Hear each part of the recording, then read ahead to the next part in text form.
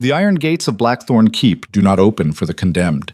They grind apart like jaws swallowing prey whole, and the man who walks through them does so knowing he will likely never leave. Duke Cassian Draven built his fortress to devour weakness, and every stone remembers the blood that paid for its construction. This is not a story about redemption or the softening of cruel men. This is about what happens when a predator finally recognizes something it cannot simply kill and forget. Stay with this until the darkness breaks, because some truths only reveal themselves when everything burns. But the morning Seraphina Vale arrived at Blackthorn, 3 bodies still hung from the eastern battlements. Cassian watched from his study window as the prison cart rattled across the drawbridge, wheels clattering against stone worn smooth by centuries of such processions. Morning fog clung to the cliffs like something alive, reluctant to release its hold on the fortress that commanded the northern territories with a grip far tighter than weather ever could. He did not move from the window, did not call for wine or summon advisors or perform any of the rituals that typically preceded an execution.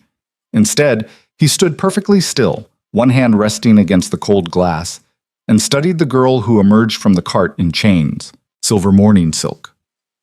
Not the coarse sackcloth prisoners typically wore, but actual silk that caught what little light struggled through the fog. Someone had made a statement dressing her that way.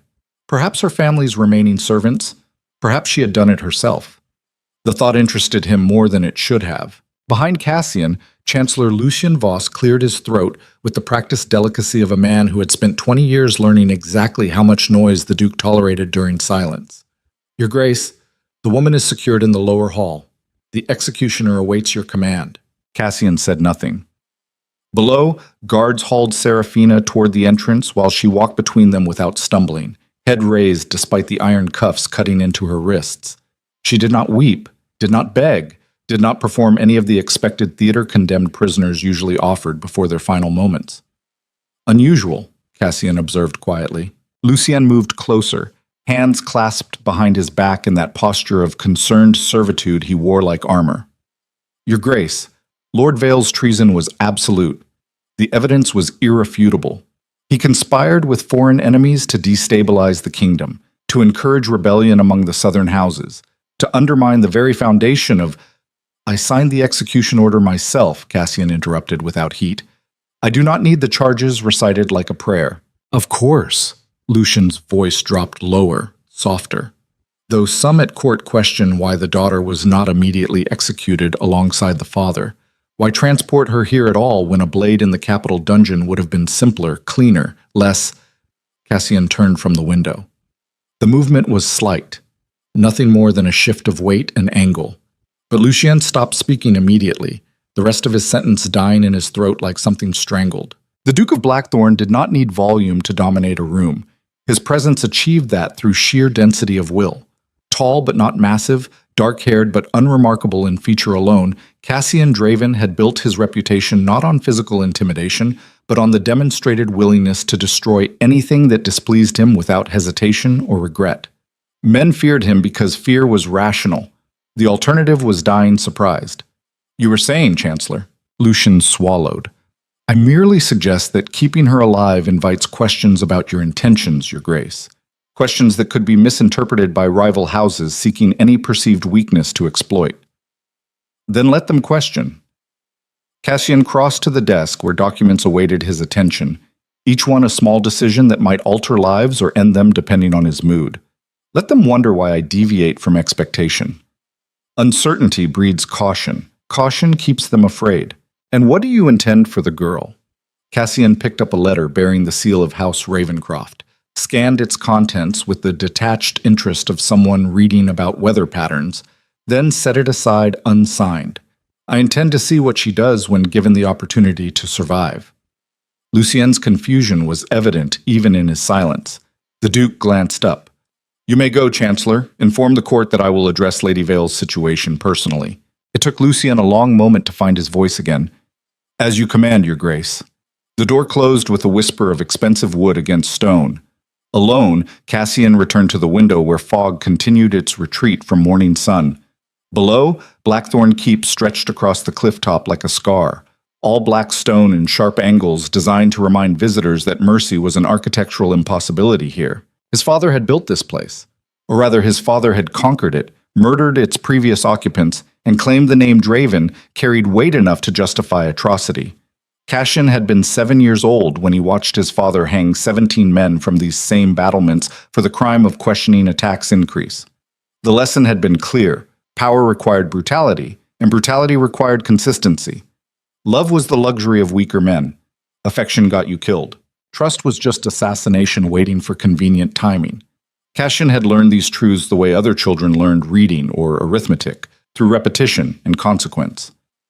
By the time he inherited Blackthorn at 19 after his father choked on poisoned wine at a state dinner, Cassian understood that survival meant eliminating anyone who might mourn you enough to hesitate before saving themselves.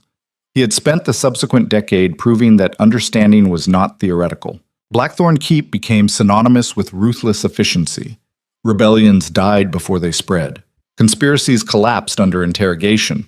Noble houses that once treated the northern territories as provincial backwater learned to bow low and speak carefully whenever the Iron Duke turned his attention their direction.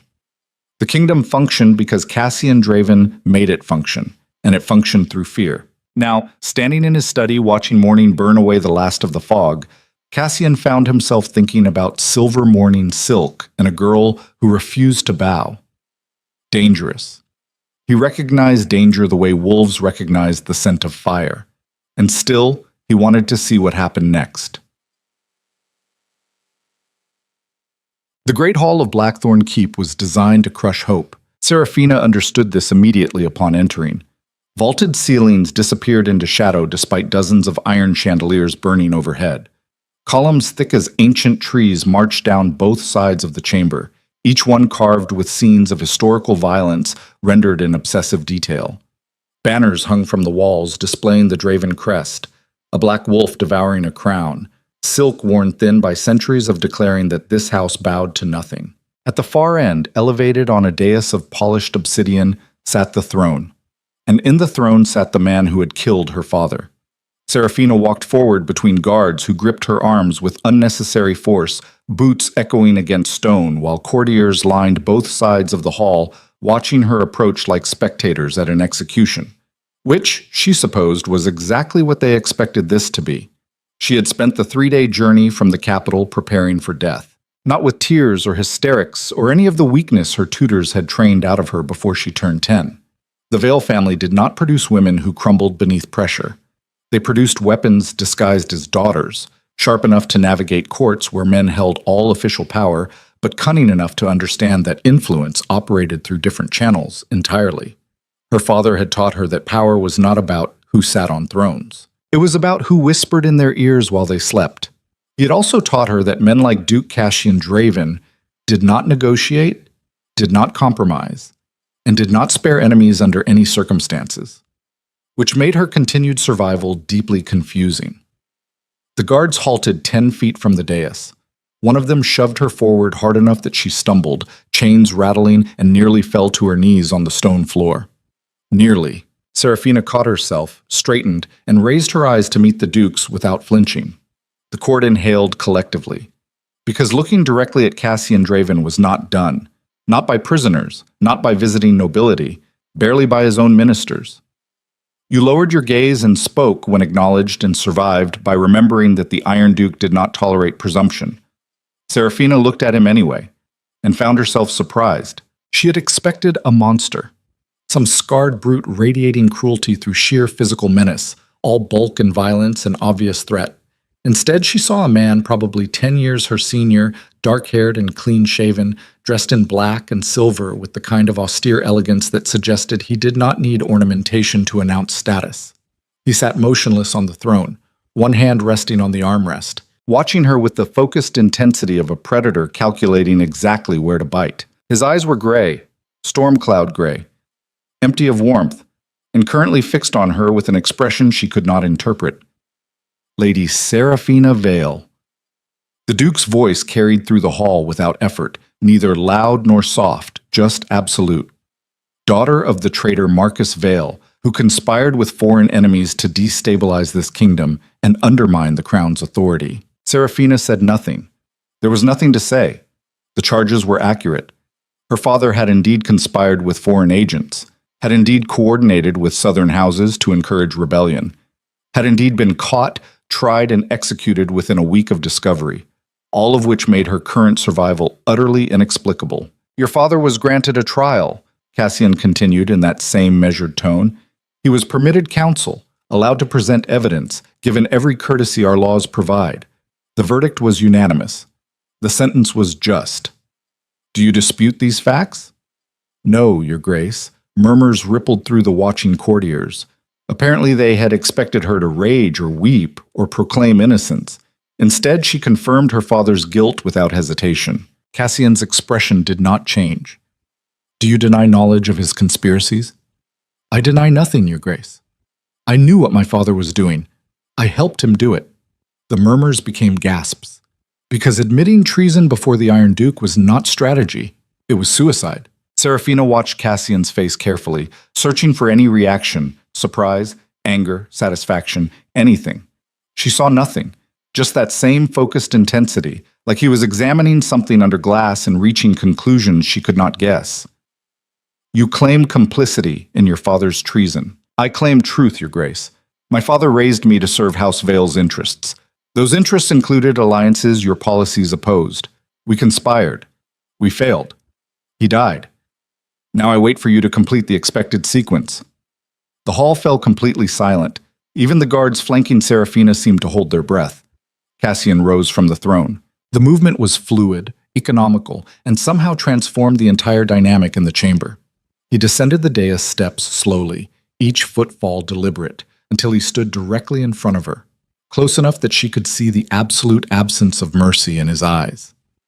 You believe I brought you here to execute you, he said quietly, that I transported you 3 days across winter roads and dragged you before my court simply to indulge theatrical cruelty. Serafina forced herself to maintain eye contact despite every instinct screaming to look away. Yes, Your Grace, I assumed you intended to make an example, perhaps a public beheading, perhaps something worse. Men like you do not leave loose threads. Men like me. Ruthless men, Your Grace. Practical men. The kind who understand that sentiment is expensive and enemies should be eliminated completely. Something flickered across Cassian's face. Not quite amusement, not quite interest.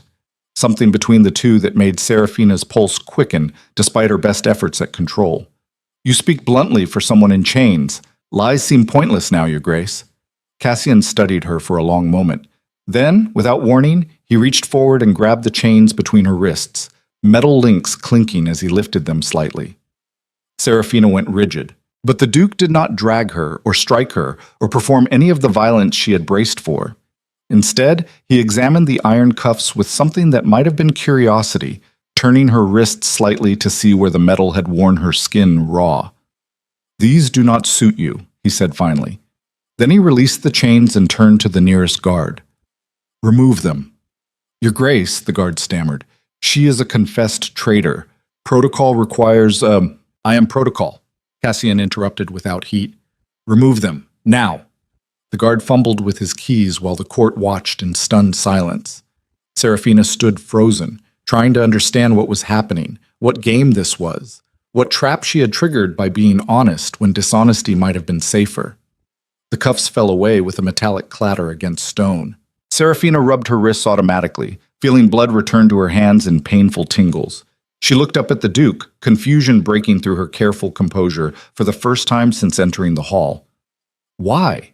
Cassian turned away from her, already walking back toward the throne like the matter was settled. Because, Lady Vale, I find your candor refreshing. Most prisoners either grovel or defiant posture badly. You did neither. You confirmed guilt, explained reasoning, and waited for consequences without begging. That interests me more than executing you would satisfy me.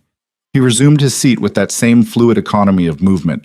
Therefore, you will remain at Blackthorn Keep as my guest. You will be provided chambers, clothing, and access to the court under supervision. You will not leave the fortress grounds without permission. You will report any contact from southern houses or foreign agents immediately. In return, you will keep your life and maintain the dignity your father's legacy does not deserve. The hall erupted. Nobles shouted over each other. Ministers turned to one another with expressions ranging from outrage to confusion. Somewhere near the back, someone dropped a ceremonial sword with a clatter that echoed off the vaulted ceiling. Serafina barely heard any of it. She stared at the Duke with the certainty that she had just become something far more dangerous than a prisoner awaiting execution. She had become the Iron Duke's deliberate mystery. And in Blackthorn Keep, mysteries always ended in blood. The chambers they gave Serafina occupied the South Tower, 4 floors above the courtyard where prisoners typically screamed during interrogations. She stood at the window watching sunset paint the cliffs orange and red while servants unpacked trunks of clothing she did not recognize. Expensive gowns, formal silks, nothing like the morning dress she had worn to her own would-be execution. Someone knocked softly on the door. A woman entered without waiting for invitation. Older, perhaps 50, dressed in the severe black that marked her as upper household staff. She carried herself with the rigid posture of someone accustomed to authority in spaces where official power was male, but practical control was female. Lady Vale, I am Mistress Ashford, head of the Duke's household. I oversee all domestic arrangements within Blackthorn Keep. You will report to me regarding daily schedules, dietary preferences, and any material needs. You will not wander the fortress without escort. You will attend court functions when summoned. You will comport yourself with the understanding that His Grace's mercy is not permission for presumption. Serafina turned from the window. Am I a guest or a prisoner, Mistress Ashford? The older woman's expression did not flicker. You are whatever His Grace decides you are on any given morning, my lady. I suggest behaving as though both possibilities remain equally likely. With that, she departed, leaving Serafina alone with servants who unpacked in careful silence and gowns that cost more than some houses earned in a year. Later, after the servants left and darkness pressed against the windows like something physical, Serafina sat on the edge of an absurdly comfortable bed and tried to understand what had happened. The Duke should have killed her. Every strategic calculation said execution was correct. She had confessed treason, admitted complicity, provided no useful intelligence and no reason to waste resources on her survival. Yet here she was, installed in luxury, granted conditional freedom, and displayed before the court like some prize Cassian Draven had claimed for reasons no one understood, including, she suspected, the Duke himself. That uncertainty frightened her more than execution would have, because Serafina Vale had spent her entire life learning to read powerful men, to predict their moves, to understand their motivations well enough to survive in their world. But when she looked into Cassian Draven's storm-gray eyes, she saw nothing she recognized, just hunger wearing the mask of curiosity, and the absolute certainty that whatever he wanted from her, whatever had stayed his hand today, would cost more than simple death ever could. Starts. The first week passed in surreal suspension. Serafina attended court functions flanked by guards who never touched her, but never left her alone. She dined in the Great Hall at a table reserved for minor nobility, neither honored nor humiliated, simply present. She walked the fortress gardens when permitted, always supervised, always watched by 100 eyes that whispered the moment she passed. The nobles of Blackthorn treated her like a ghost, not quite real, not quite trustworthy. Something between prisoner and guest that defied the rigid social hierarchy everyone else navigated with practiced ease. She did not speak unless spoken to. She did not initiate conversation. She observed. And what she observed was a court operating on fear so fundamental it had become invisible to those living inside it. Ministers delivered reports to the Duke with voices carefully drained of emotion. Nobles laughed at his rare observations regardless of whether they were humorous. Servants moved through the halls like shadows, never making eye contact, never hesitating, never drawing attention that might prove fatal on the wrong day. Everyone at Blackthorn Keep existed in a permanent state of controlled terror. Everyone except Cassian himself. The Duke attended to governance with mechanical efficiency. He heard petitions for hours without visible fatigue. He reviewed military reports with focus that missed nothing. He signed documents, rejected proposals, approved budgets, ordered arrests, and commuted sentences with the emotional investment of someone sorting correspondence. And occasionally, when he thought no one was watching, his gaze would drift to wherever Serafina happened to be standing. She felt those moments like physical weight. On the 8th day, Chancellor Lucien approached her in the library, where she had been reading histories of the Northern Territories. Lady Vale. He smiled with practiced warmth that did not reach his eyes. I trust you are finding your accommodations acceptable? Serafina marked her place and closed the book. They are generous beyond expectation, Chancellor. His grace is nothing if not generous to those who earn his favor. Lucian sat in the chair opposite hers, arranging his robes with fussy precision. Though I confess, many at court remain perplexed by his decision regarding your status here. As am I, Chancellor. Are you? Lucian's smile sharpened slightly. Or do you perhaps understand more than you pretend? You are your father's daughter, after all. Marcus Vale was many things, but foolish was not among them. He taught you courtcraft from childhood. Perhaps he also taught you how to manipulate powerful men through strategic vulnerability. Serafina held his gaze steadily. If you believe I manipulated the Duke into sparing me, Chancellor, you credit me with influence I do not possess. His Grace makes his own decisions. I am merely attempting to survive them. Of course. Lucian stood, already retreating toward the door. Still, you might remember that His Grace's protection extends only as far as his interest. An interest, Lady Vale, is notoriously temporary in Blackthorn Keep. He left her alone with histories and growing certainty that whatever game was being played here, she understood less than she needed to survive it. The breaking point came during the Winter Sovereign Ball preparations. Serafina had been summoned to the Great Hall where servants transformed the space into something that almost resembled celebration. Banners replaced battle standards, musicians practiced in corners. Tables groaned under the weight of imported delicacies, meant to impress foreign ambassadors who would attend the annual display of Blackthorn's wealth and power. She stood near the western windows watching the controlled chaos when someone cleared their throat behind her. Lady Vale? She turned to find Duke Cassian himself standing close enough that propriety would have demanded she step back. She did not step back. Your Grace? You have been avoiding me, he observed without inflection. I have been giving you no reason to notice me, Your Grace.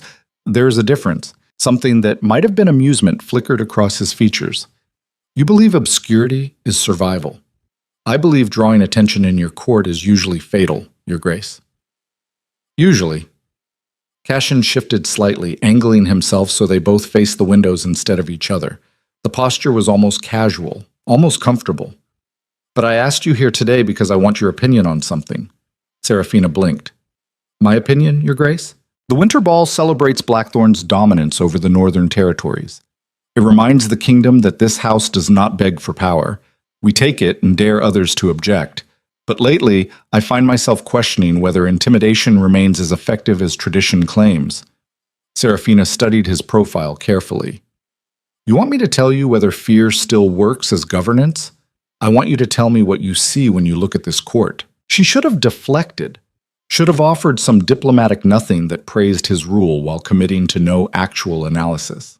Instead, she heard herself speaking with the same blunt honesty that had nearly gotten her executed on her first day. I see a kingdom held together by terror, Your Grace. I see nobles who calculate every word before speaking it. I see ministers who would rather die than disappoint you. I see a fortress where everyone performs loyalty so desperately that actual loyalty has become impossible to distinguish from strategic survival. The silence stretched between them. Cassian did not move, did not react, just continued staring out at the cliffs where winter storms gathered like the obsidian stone welcomed them. When he finally spoke, his voice was quieter than she had ever heard it. And when you look at me, Lady Vale, what do you see? Serafina's breath caught. Because this was not a political question. This was something else entirely. Something that felt dangerously like genuine curiosity from a man who had spent decades ensuring no one ever got close enough to wonder about him. I see someone who learned very young that caring about anything makes you weak, she said slowly. I see someone who built an empire on ruthlessness because mercy got people he loved killed. I see someone powerful and completely alone who has convinced himself that loneliness is strength. Cassian turned to face her fully. His expression remained unreadable, but his eyes, those storm-gray eyes, held something she had not seen before. Recognition. Like she had named something he had never allowed himself to acknowledge. You are either very brave or very foolish, Lady Vale. I think, Your Grace, that I am simply tired of pretending I do not see what is obvious. And what is obvious? That you spared me not because I am useful, not because I represent strategic value. You spared me because for the first time in years, someone looked at you without fear or ambition, and you wanted to understand what that felt like. The admission hung between them like something fragile. Then Cassian did something that shocked Serafina more than anything else that had happened since her arrival. He smiled. Not the cold, dismissive expression he occasionally deployed at court. A real smile. Small and fleeting and gone almost before it fully formed, but genuine. "Dangerous girl," he murmured, and walked away, leaving her standing by the windows with the certainty that she had just crossed a line from which there was no retreat. Because the Iron Duke did not smile at prisoners. He smiled at equals, and in Blackthorn Keep, equals were the most endangered species of all. That night, Serafina could not sleep. She paced her chambers while storm winds howled against the tower walls and rain hammered the windows like something demanding entry.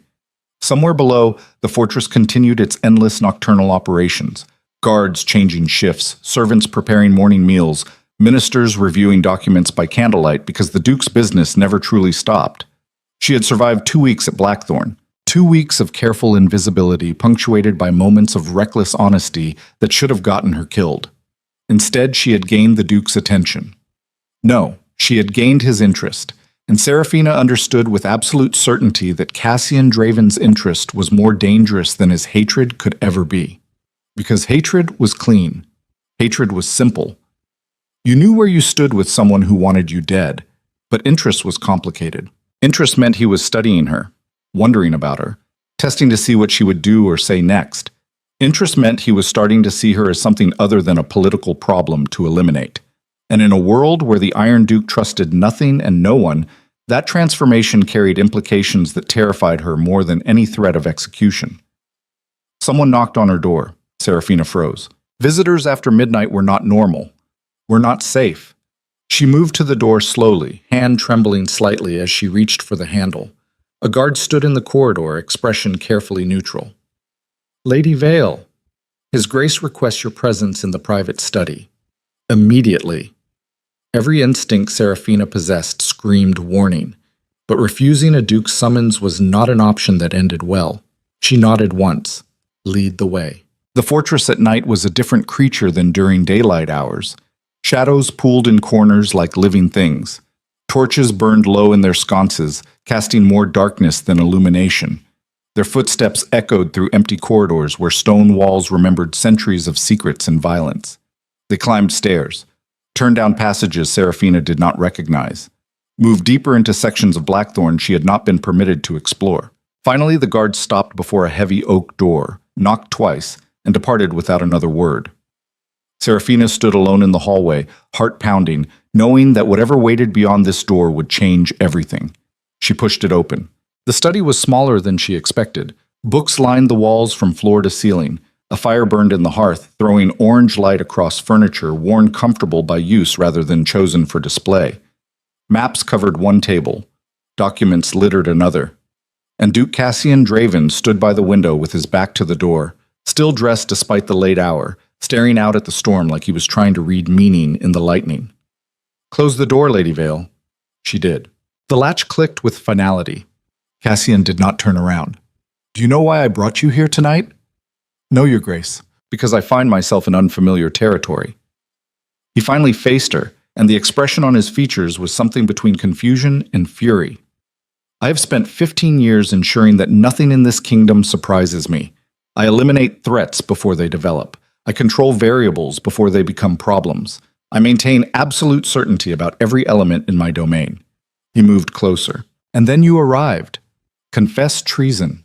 Survived execution. Looked at me without fear. Spoke truths no one else dares acknowledge. And now I cannot stop thinking about what you said today. That I spared you because someone finally looked at me without calculation." Serafina's pulse hammered in her throat. "Your Grace, I..." "Do not apologize." Cassian stopped directly in front of her. "Do not deflect. Just tell me something. When you look at me now in private, without guards or witnesses or the performance of court, what do you actually see?" The question was a trap. Every answer was wrong. Every answer was dangerous. Serafina met his eyes anyway, and spoke the truth that would probably destroy her. "I see a man who has forgotten what it feels like to be seen as human instead of a weapon. I see someone who built walls so high that even he cannot climb over them anymore. I see loneliness so profound that you have convinced yourself it is strength. And I see someone who is terrified that I might be the first person in years who actually understands that." The silence was absolute.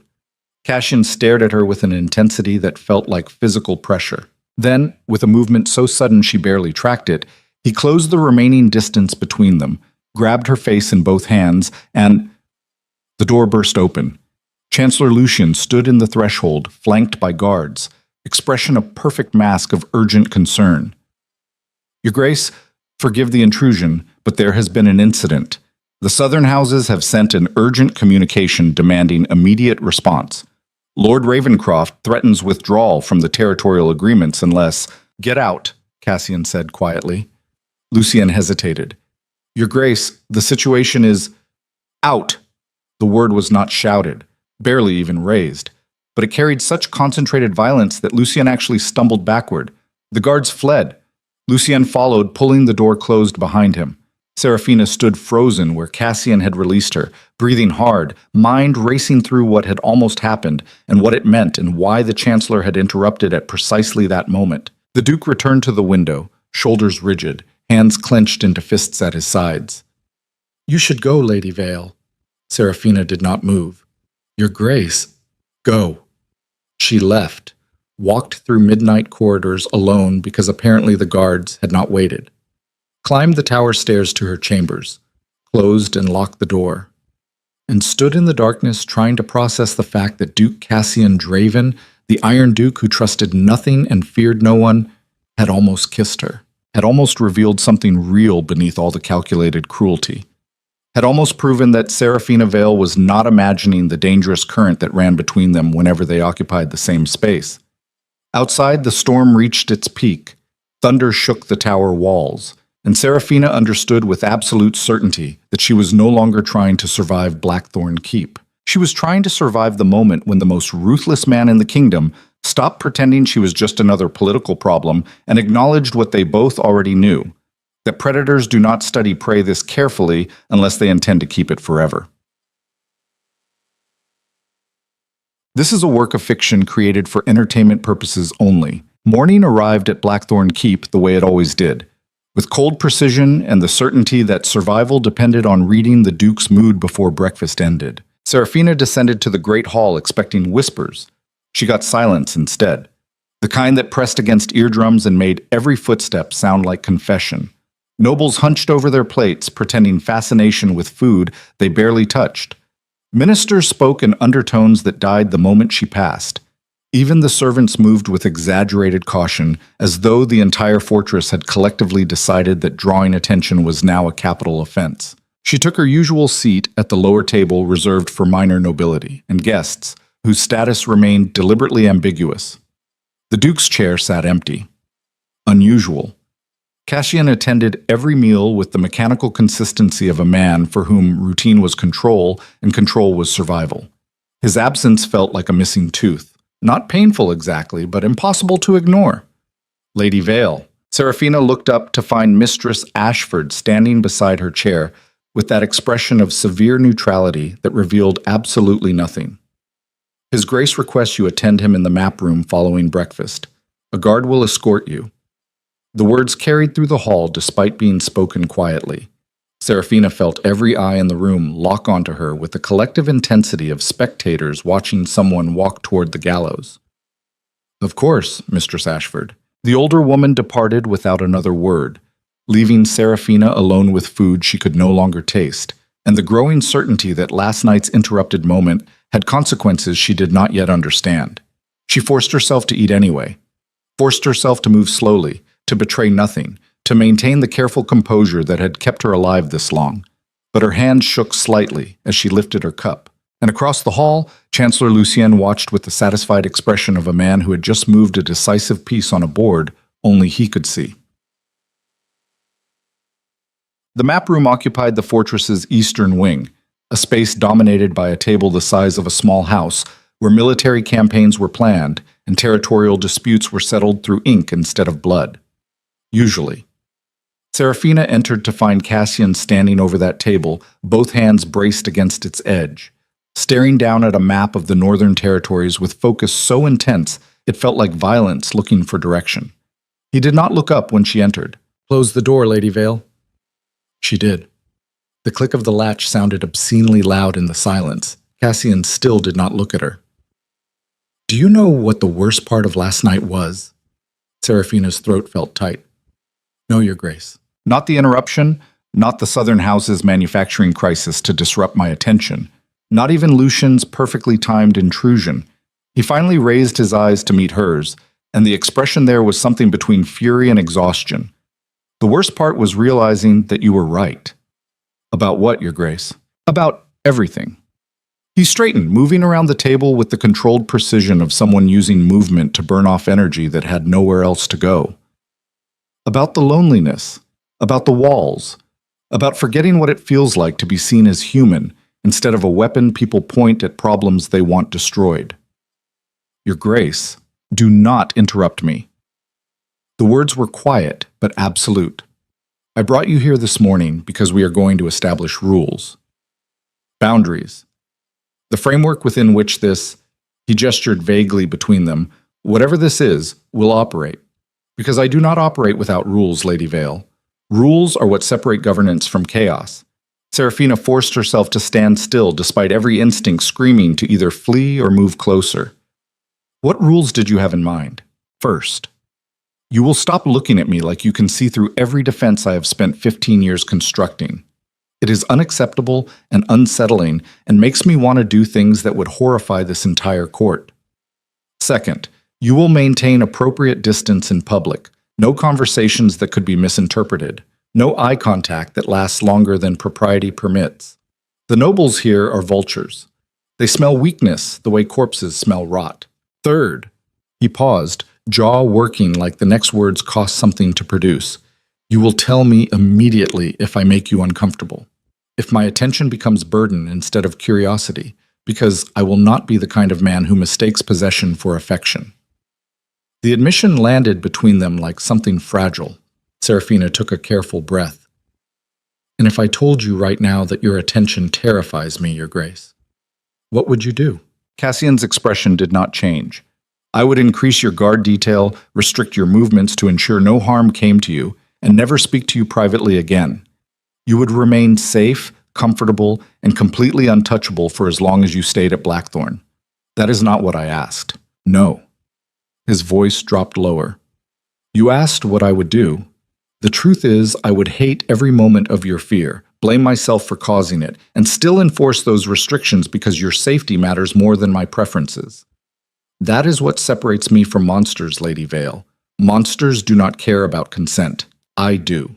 Seraphina found herself moving forward without conscious decision.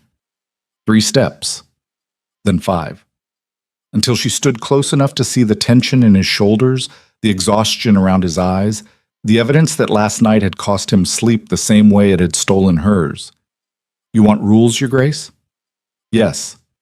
"Then here is mine. Stop pretending that caring about someone makes you weak. It does not. It makes you human. And human is not the same as vulnerable." Cassian stared at her like she had just spoken a language he almost recognized but could not quite translate. "You do not understand what you are asking." His voice was rough, unsteady. "Everything I have built here requires absolute control, absolute certainty. The moment I allow emotion to influence decisions, people die. Territories fall. The kingdom collapses into the same chaos my father drowned in before poison finally killed him." "Then do not let emotion influence your decisions," Seraphina said quietly. "Let it influence your life. There is a difference." The silence stretched between them like a wire pulled too tight. Then Cassian did something that shocked her more than anything else that morning. He laughed, not the cold, dismissive sound he occasionally deployed at court. A real laugh, short and bitter and completely genuine. "You're going to destroy me, Lady Vale. Only if you let me, Your Grace." His hand lifted, slowly, giving her time to pull away, and touched her face with the kind of careful precision usually reserved for handling explosives. His thumb traced her cheekbone while his eyes searched hers for something she could not name. "I do not know how to do this," he admitted. "How to want someone without consuming them.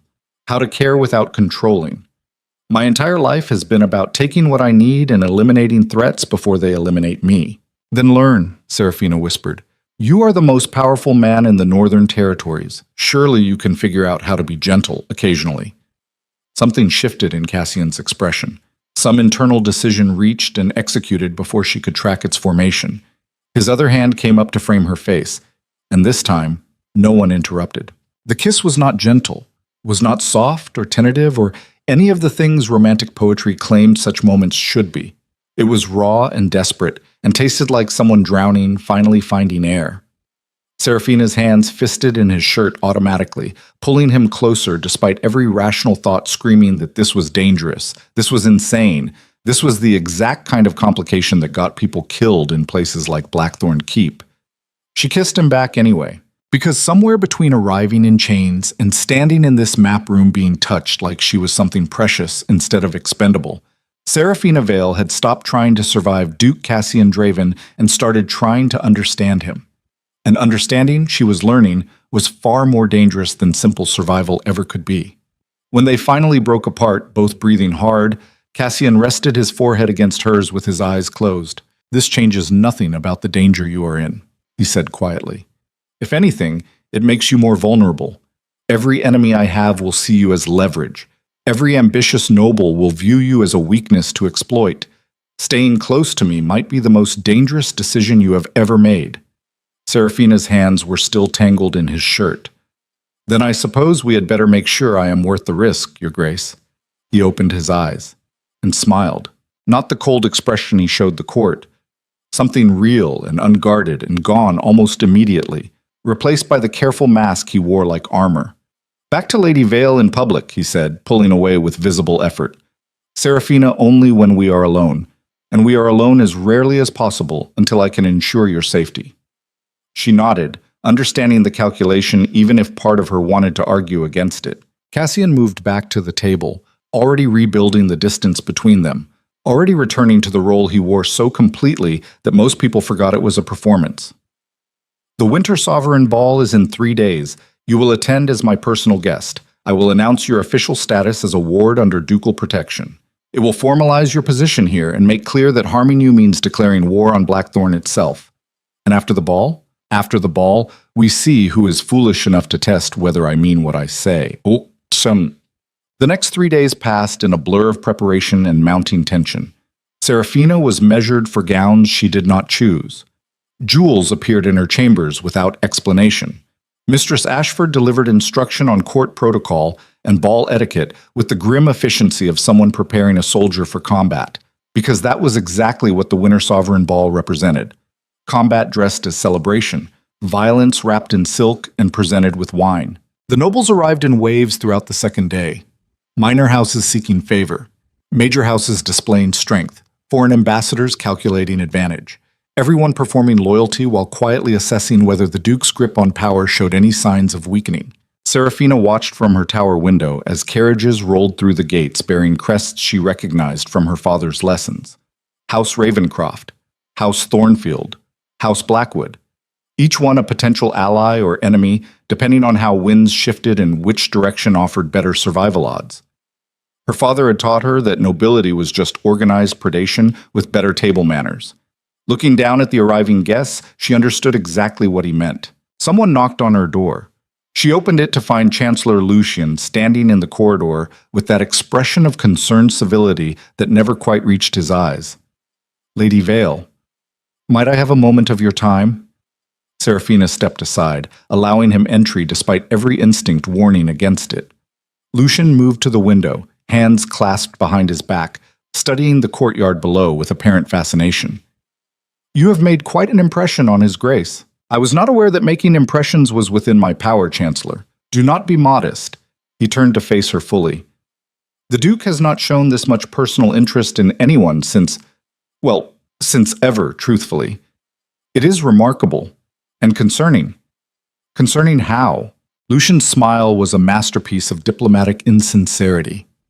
His Grace is a brilliant ruler, ruthless when necessary, strategic always, capable of maintaining order through sheer force of will.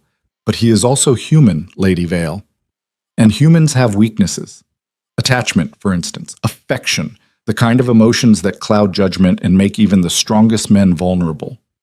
Serafina kept her expression carefully neutral. You believe I am a weakness. I believe you could become one. If the Duke allows personal feelings to influence policy, rival houses will exploit that vulnerability without hesitation. If foreign powers sense emotional compromise, they will test our borders. If the court perceives their ruler as distracted by a woman, particularly the daughter of a traitor, unrest becomes inevitable. He moved closer. I am telling you this not as threat, Lady Vale, but as warning, for your own safety as much as His Grace's stability. The winter ball will display you before every ambitious noble in the kingdom. They will see how he looks at you, how you look at him, and they will begin planning accordingly. Planning what, Chancellor? How to remove you.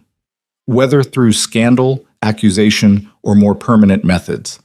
Lucien's tone remained pleasant throughout, like he was discussing weather instead of assassination. I would hate to see you harmed simply because the Duke forgot that caring about someone makes them a target. The threat was clear despite the diplomatic packaging. Serafina met his eyes steadily. Thank you for the warning, Chancellor. I will keep it in mind. Please do. He moved toward the door, then paused. One more thing. His Grace may be ruthless, but he is not cruel.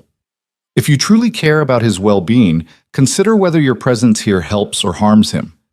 Sometimes the greatest act of loyalty is knowing when to disappear. He left before she could respond. Serafina stood alone in her chambers, heart pounding, mind racing through implications and threats, and the growing certainty that Chancellor Lucien was far more dangerous than his helpful demeanor suggested. Because men who delivered warnings wrapped in concern were usually the same men planning the violence they claimed to fear. The night of the winter sovereign ball arrived with the weight of storms gathering. Serafina stood before a mirror in her chambers, wearing a gown that cost more than most houses earned in a decade. Deep emerald silk that caught light like something alive. Jewelry that whispered wealth in every glittering stone. Hair arranged in elaborate braids that took 2 servants 3 hours to complete. She looked like nobility, felt like bait. Mistress Ashford entered without knocking, surveyed her with critical efficiency, and nodded once. You will do, Lady Vale. Remember what I taught you. Eyes down unless His Grace addresses you directly. Speak only when spoken to. Do not wander. Do not drink more than 2 glasses of wine. Do not under any circumstances allow yourself to be alone with any male guest.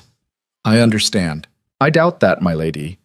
But you will learn quickly or not survive the night. The older woman's expression softened fractionally.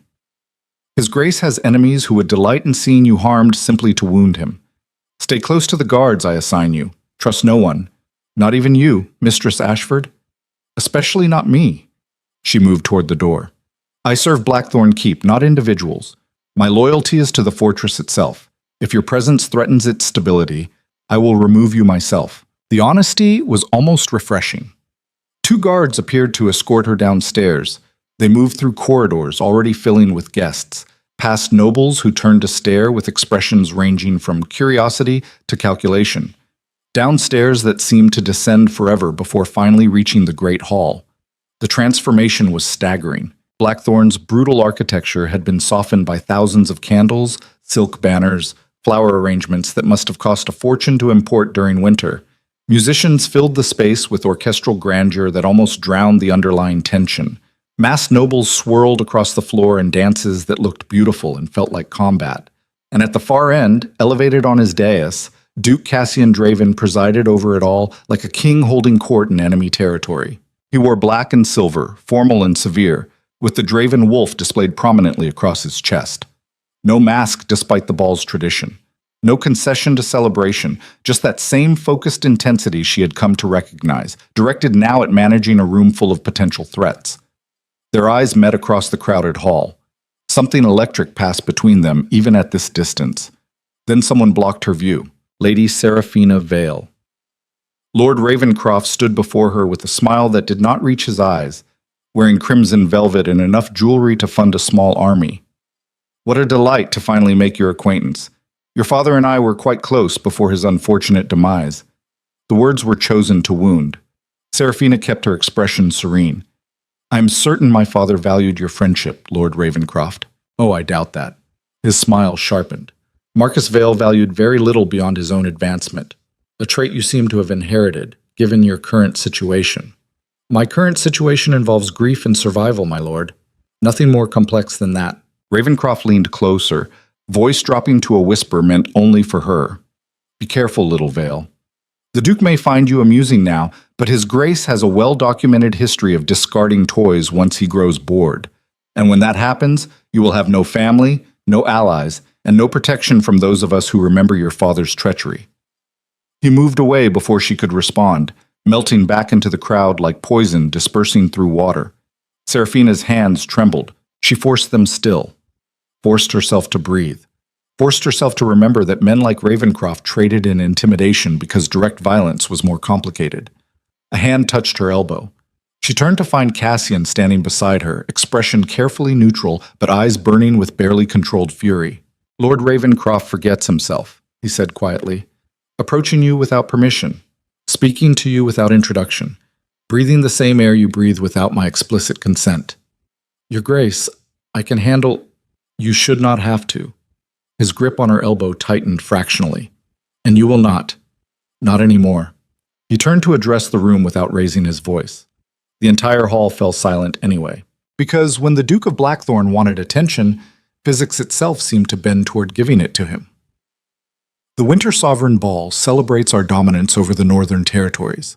It reminds the kingdom that House Draven does not beg for power. We take it and dare others to object. This year, I have decided to add an element to that tradition. He pulled Seraphina forward, positioning her beside him on the dais where everyone could see. Her heart hammered against her ribs. Lady Seraphina Vale is hereby declared a ward under my personal protection. Any insult directed at her is an insult directed at me. Any threat against her is a declaration of war against Blackthorn itself. Any man foolish enough to test whether I mean these words will learn very quickly that I have never made empty threats in my life. The hall remained frozen. Nobles exchanged glances. Ministers whispered. Foreign ambassadors leaned toward their advisors with expressions that calculated exactly how this changed every political equation they had previously assumed stable. Chancellor Lucian stood near the back wearing a smile that looked like it had been carved from ice. Cassian continued without acknowledging any of it. Let me be absolutely clear. Lady Vale is under my protection not because of her father's legacy, but despite it. She has committed no crime, participated in no conspiracy. Her presence here is by my command and my will alone. Anyone who suggests otherwise can explain their concerns to me personally. He let that threat hang in the air for a long moment. Then he descended from the dais, pulling Seraphina with him, and led her onto the dance floor while musicians scrambled to begin a waltz. You did not have to do that, she whispered as he positioned them for the dance. Yes, I did. His hand settled on her waist with possessive certainty. Ravencroft was testing boundaries. I needed to establish that there are no boundaries to test. You are not negotiable, Seraphina. Not for political advantage, not for social stability, not for anything. They began moving through the steps while every eye in the room tracked their progress. You just made me the most dangerous woman in your court, she pointed out. Good. His expression remained neutral, but his voice held something darker. Let them see exactly what happens when someone I care about gets threatened. Let them understand that my protection is not symbolic. And let every ambitious fool in this room realize that harming you means facing me at my absolute worst. The waltz continued. Nobles resumed their own dances, conversations, political calculations. But Seraphina felt the weight of their attention like physical pressure, because Cassian had just declared war on her behalf, had just drawn a line in marble and stone and dared the entire kingdom to cross it, had just proven that the ruthless Duke everyone feared was capable of something far more terrifying than strategic violence. He was capable of devotion. And devoted predators were the most dangerous creatures alive. The attack came 3 hours into the ball, not with blades or poison or any of the obvious methods Seraphina, Yina had been trained to watch for. It came with words. A visiting ambassador from the southern provinces rose during the formal toasts, wine glass held high, expression perfectly diplomatic. To our gracious host, Duke Draven, whose strength maintains order throughout the northern territories.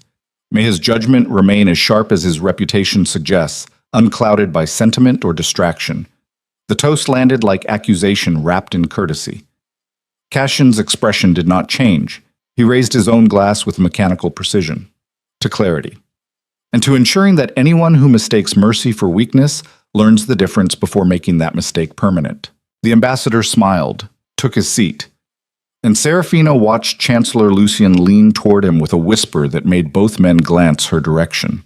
The conspiracy was forming in real time. She could see it taking shape through exchanged glances and subtle nods, and the way certain nobles began gravitating toward each other like magnets drawn by shared purpose. They were going to move against her. Not tonight. Too obvious. Too risky. But soon. And when they did, Cassian would be forced to choose between protecting her and maintaining the brutal political stability that kept the kingdom functioning. Serafina excused herself quietly, moving toward the corridor that led to the gardens where she could think without hundreds of eyes tracking her every movement. The night air was cold enough to burn. She stood in the courtyard where frost made everything glitter like broken glass, trying to process the implications of what she had just witnessed. Cassian had made her untouchable by decree, but decrees only worked when the man issuing them could enforce them. And if enough houses united in opposition, even the Iron Duke would struggle to maintain absolute control, which meant her presence here was about to spark exactly the kind of instability Lucian had warned against, which meant she had become the weakness the Chancellor predicted. Footsteps behind her. She turned expecting guards and found Cassian instead, still wearing his formal blacks, face carved from shadows and moonlight. "You left without your escort. I needed air, Your Grace." He moved closer, studying her expression with that focused intensity that missed nothing. "What did you see in there? The truth?" Serafina wrapped her arms around herself against the cold. "I saw men planning to destroy me in order to wound you. I saw the beginning of a conspiracy that will force you to choose between protecting me and maintaining your grip on power. I saw exactly what Lucian warned me about coming true." Cassian's jaw tightened. "Lucian spoke to you?" "This afternoon. He was very concerned about your judgment becoming clouded by attachment. Very helpful in explaining all the ways my presence here threatens your stability." "Of course he was." Cassian's voice went flat. "Dangerous. Lucien has spent years positioning himself as my most trusted advisor, the indispensable voice of reason. He likely sees you as competition for influence he believes belongs to him. Or he sees me as exactly what I am, a liability, a weakness.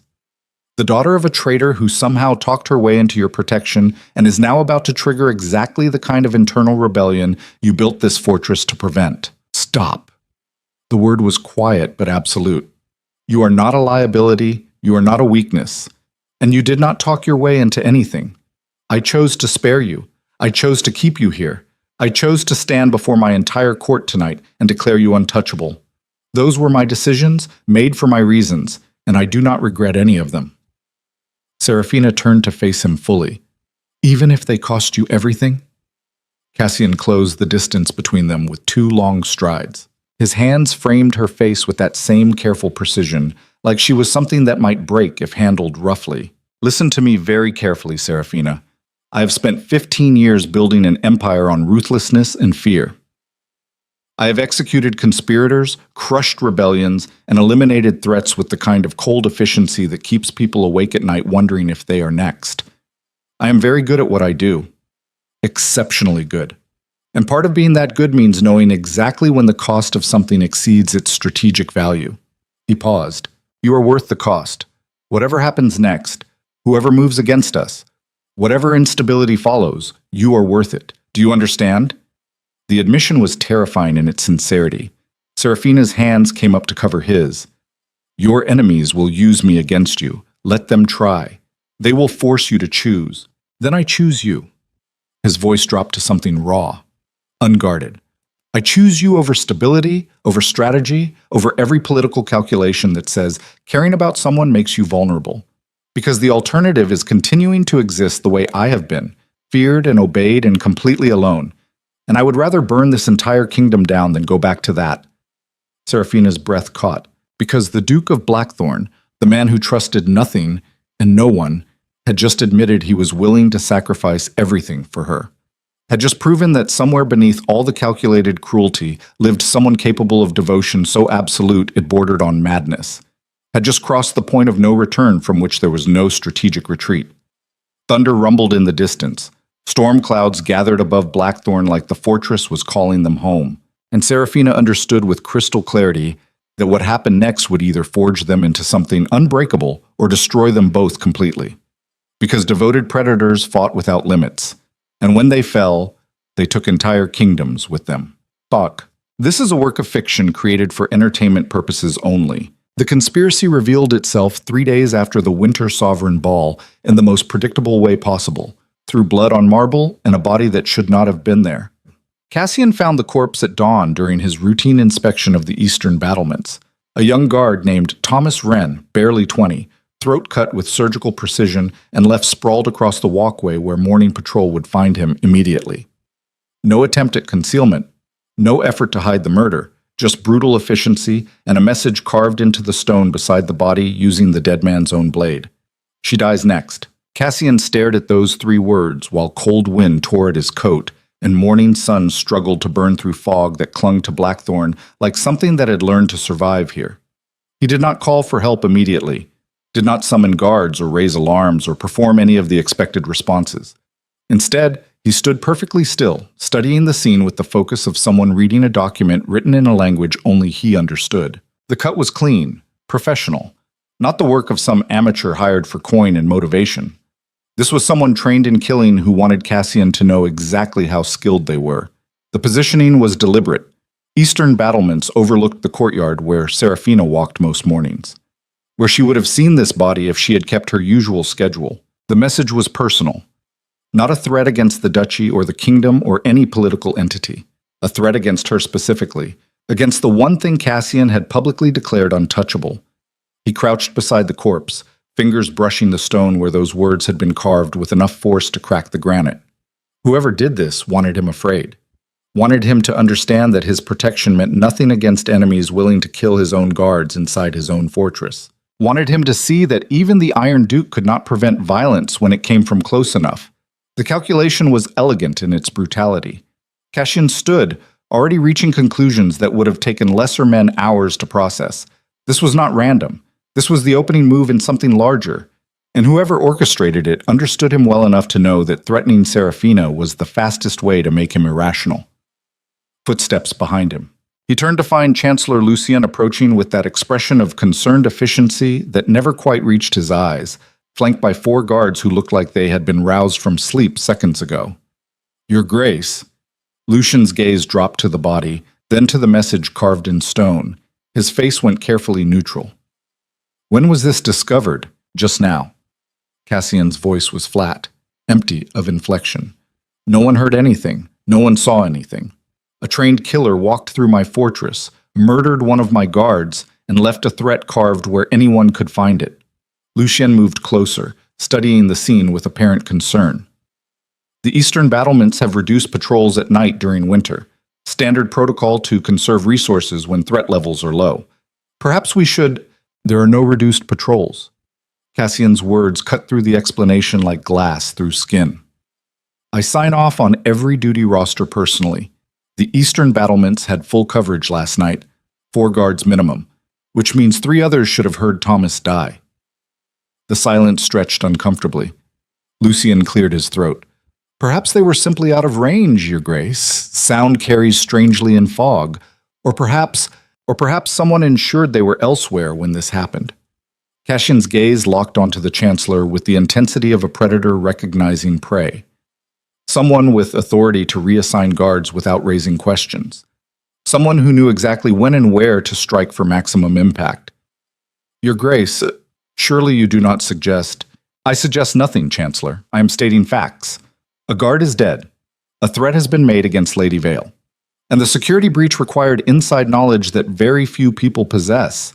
Lucian's expression remained carefully neutral, but something flickered behind his eyes. Something that might have been calculation, or might have been fear, or might have been satisfaction, barely concealed. I will launch an immediate investigation, Your Grace. Every guard will be questioned. No.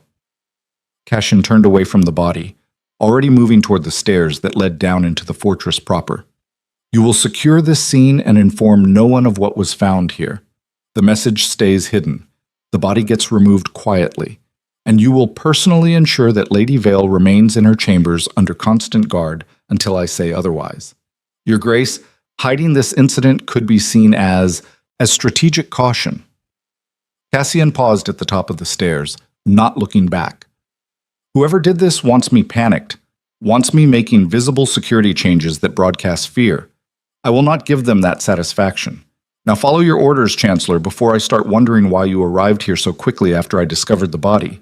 He descended into Blackthorn without waiting for response, because the Duke had just realized something that changed every calculation he had been making. The threat was not external. It was already inside the fortress, and it had been there long enough to know exactly where to cut. But Seraphina woke to find guards stationed outside her door who refused to let her leave. Not impolitely, not with force or threat, just quiet insistence that His Grace had issued orders regarding her safety, and those orders did not include morning walks or court attendance or anything beyond remaining in her chambers until further notice. She dressed anyway, ate the breakfast servants delivered without explanation, tried to read but found her attention fracturing every time footsteps passed in the corridor outside. Something had happened. She could feel it in the way servants moved through the halls below her window, too quickly, too quietly, like the entire fortress had collectively decided that drawing attention was now a survival risk. Hours passed with agonizing slowness. Then the door opened without warning and Cassian entered, already closing it behind him before the guards could follow. He looked like he had not slept, like he had spent the entire night dealing with something that required the kind of focus that burned through energy reserves and left nothing but exhausted determination. What happened? Seraphina set her book aside. Cassian moved to the window, hands clasped behind his back, staring out at the cliffs where storm clouds gathered with familiar inevitability. Someone killed one of my guards last night, cut his throat on the eastern battlements, and left a message saying, "You die next." The words landed like physical blows. Seraphina's breath caught. Who? I do not know yet, but whoever it was knew guard rotations, knew patrol patterns, knew exactly where and when to strike for maximum impact. This was not some hired assassin from outside. This was someone with access, authority, and detailed knowledge of how Blackthorn operates. Lucien, she said immediately. Cassian's shoulders tensed. You sound certain. He warned me this would happen. Told me your enemies would use me as leverage. Explained in helpful detail exactly how vulnerable my presence makes you. And then 3 days later, someone murders a guard and threatens me specifically. That is not coincidence, Cassian. That is orchestration. He turned to face her fully. If Lucien is behind this, he has been planning it for longer than 3 days. This kind of conspiracy requires preparation, resources, coordination with houses outside Blackthorn. He would need allies powerful enough to move against me openly once the groundwork was established. Then we need to find those allies before they move. We. Cassian's expression shifted into something between amusement and exhaustion. You understand that involving yourself in this makes you even more of a target. I am already a target. Seraphina stood, moving closer. The question is whether I remain a passive victim waiting for the next attempt or become an active participant in preventing it. The silence stretched between them. Then Cassian did something that surprised her. He reached out and pulled her against him, arms wrapping around her with the desperate strength of someone clinging to the only solid thing in collapsing architecture. I cannot lose you, he said quietly into her hair. I know that makes me weak. I know that gives enemies exactly the leverage they want. I know every strategic calculation says I should send you away, put distance between us, remove the vulnerability before it destroys everything I have built. But I cannot do it, Seraphina. I would rather fight the entire kingdom than go back to existing the way I was before you. The admission was terrifying in its honesty. Seraphina's hands fisted in his shirt.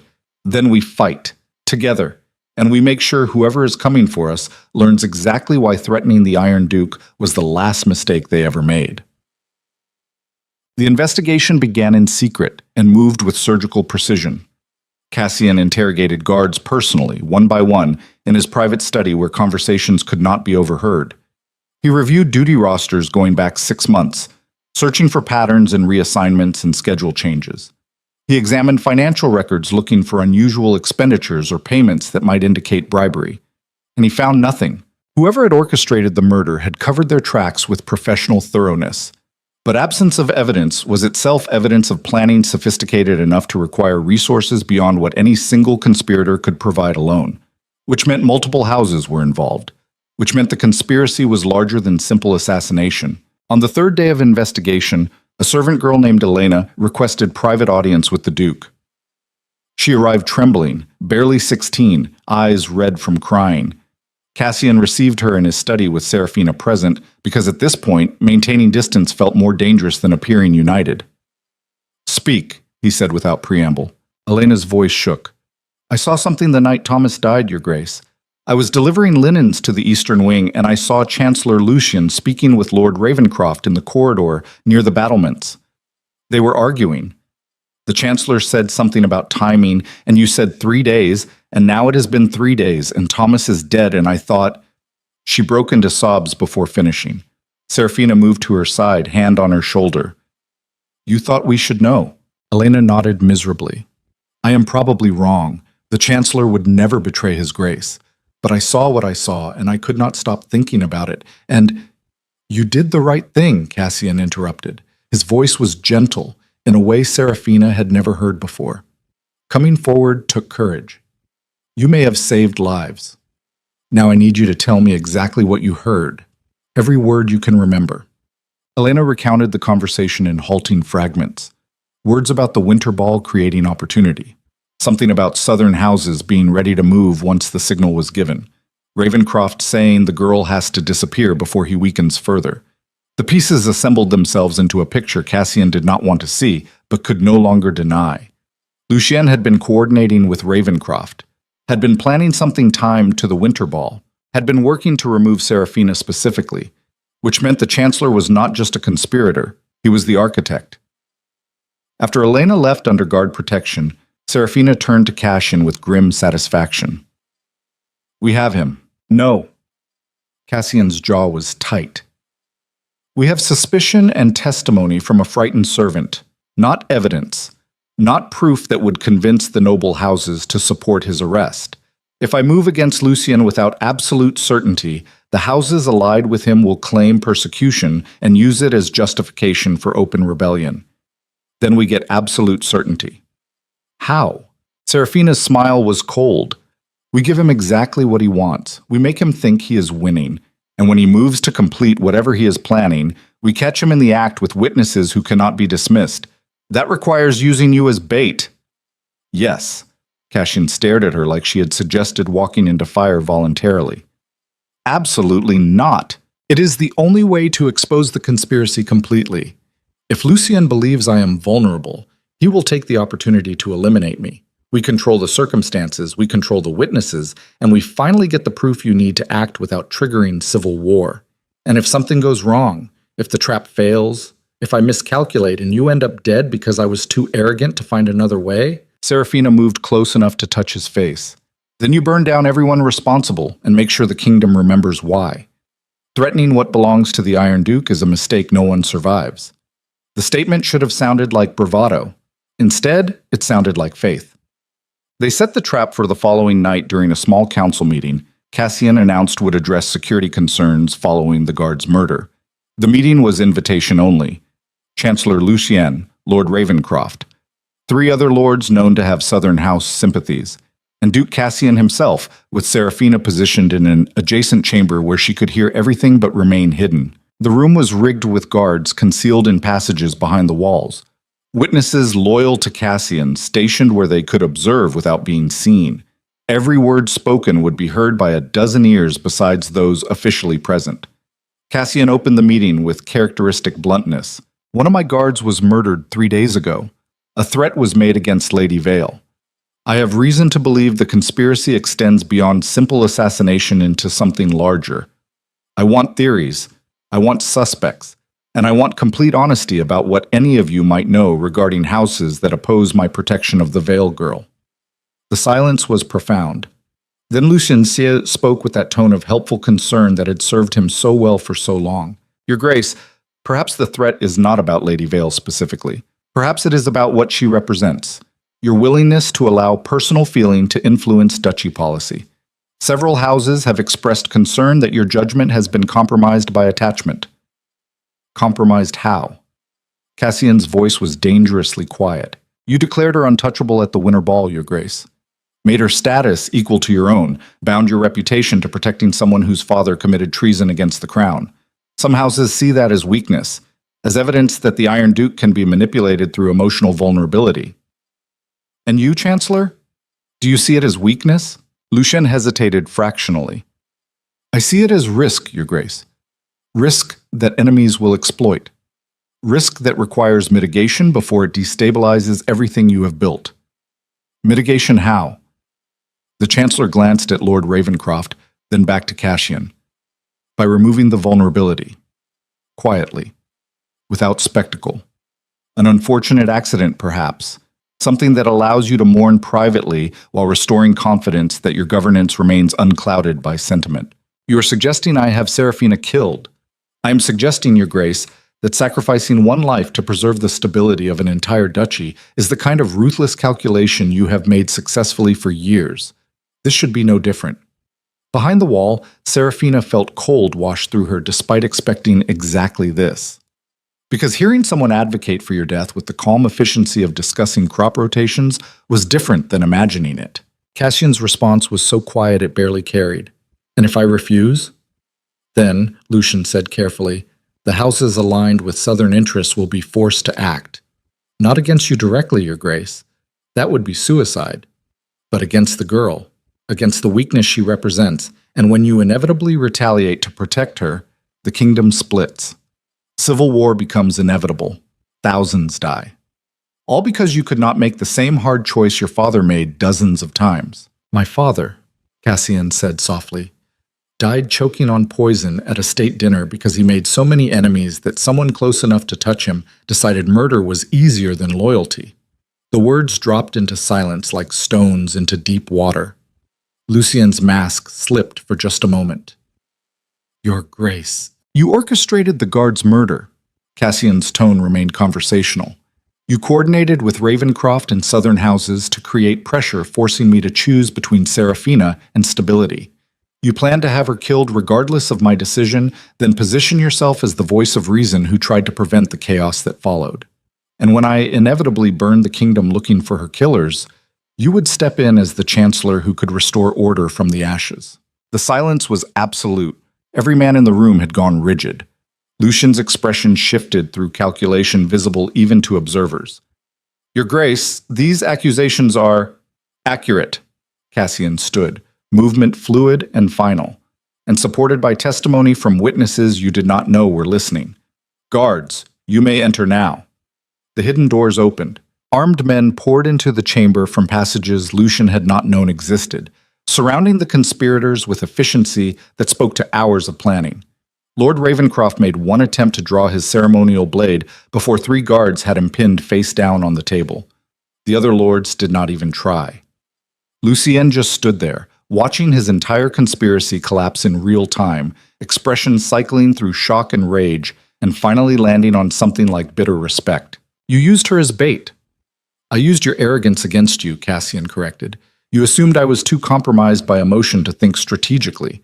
You assumed I would prioritize Seraphina's immediate safety over long-term security. You assumed wrong. The Chancellor laughed, short and sharp. You think this ends here? The houses aligned with me outnumber yours 3-1. Arrest me and you trigger exactly the civil war you are trying to prevent. Perhaps. Cassian moved to stand directly in front of him. Or perhaps those houses will see their conspiracy exposed, their leadership arrested, and decide that survival requires immediately pledging loyalty to avoid being implicated. Fear is an excellent motivator, Chancellor. You taught me that yourself. Lucien's eyes narrowed. She has made you soft, Cassian. The old Duke would have executed me the moment suspicion arose. Would not have risked elaborate traps or public trials. Would have simply eliminated the threat and moved on. You are absolutely right. Cassian's smile was cold. The old Duke would have killed you 3 days ago and probably started a war doing it. But Seraphina has taught me something more valuable than ruthless efficiency. She has taught me that measured response can be more devastating than immediate violence, that letting enemies think they are winning before destroying them completely sends better messages than quick executions ever could. He gestured to the guards. Take the Chancellor and Lord Ravencroft to the dungeons. The others can wait in secured chambers while we determine their level of involvement, and summon every noble house currently in residence. We are holding a tribunal at dawn.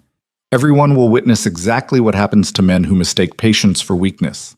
The tribunal convened in the great hall as sunrise burned through fog. Every noble house sent representatives. Foreign ambassadors attended under guard.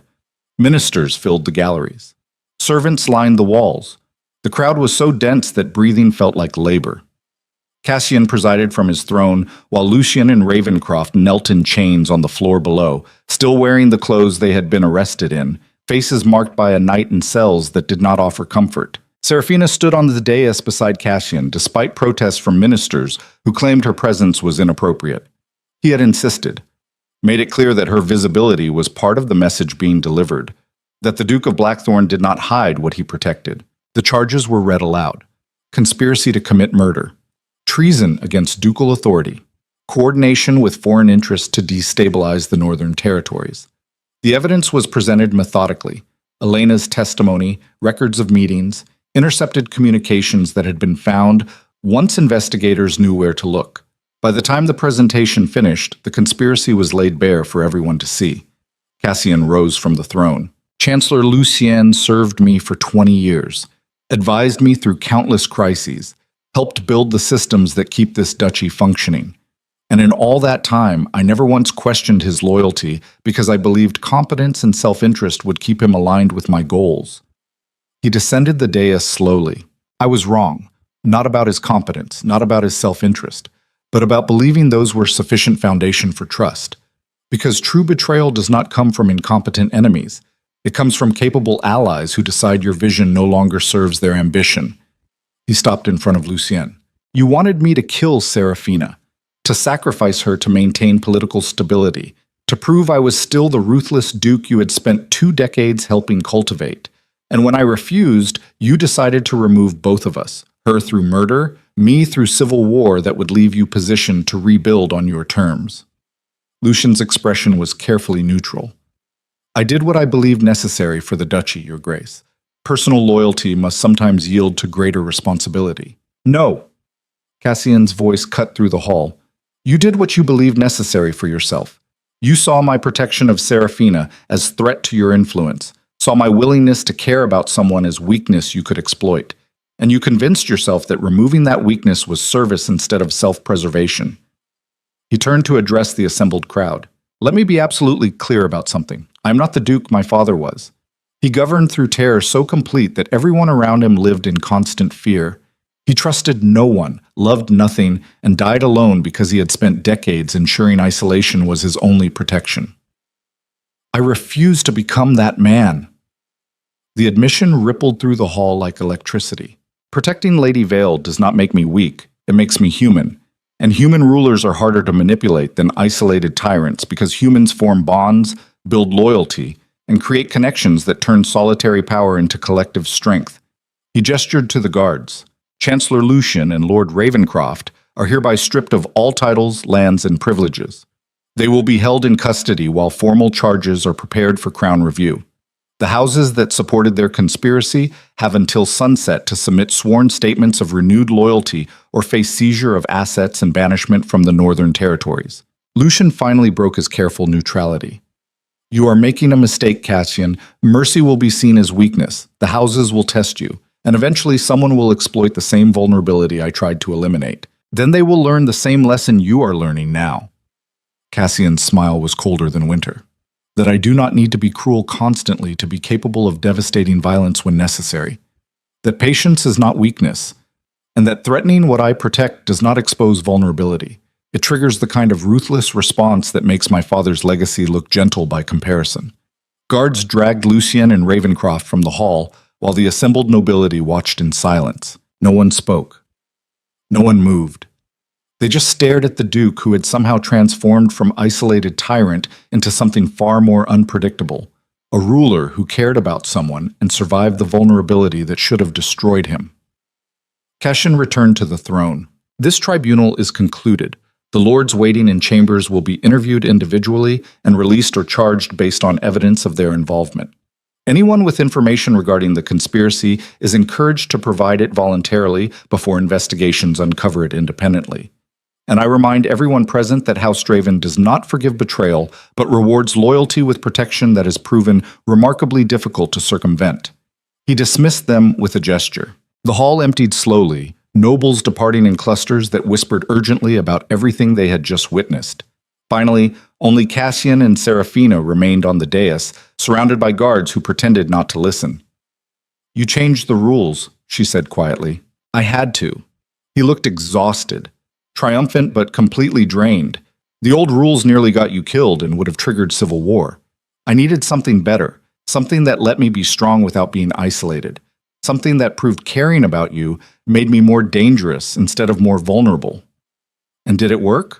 Ask me in 6 months when we see whether the houses submit their loyalty oaths or test the boundaries I just established. For now, I am just relieved you are alive, and Lucien is in chains, and I did not have to burn the kingdom down to prove a point. Seraphina smiled despite the exhaustion she felt. "You would have, though, burned it all, without hesitation." His hand found hers, without regret, and with absolute certainty that some things are worth more than stability, more than strategy, and more than every political calculation that says caring makes you weak. The admission hung between them. Then Cassian stood, pulling her up with him, and led her from the dais toward the private corridors that led to his chambers. Because the Duke of Blackthorn had just proven something that would reshape the northern territories for generations. That ruthless men could learn to care without losing their edge.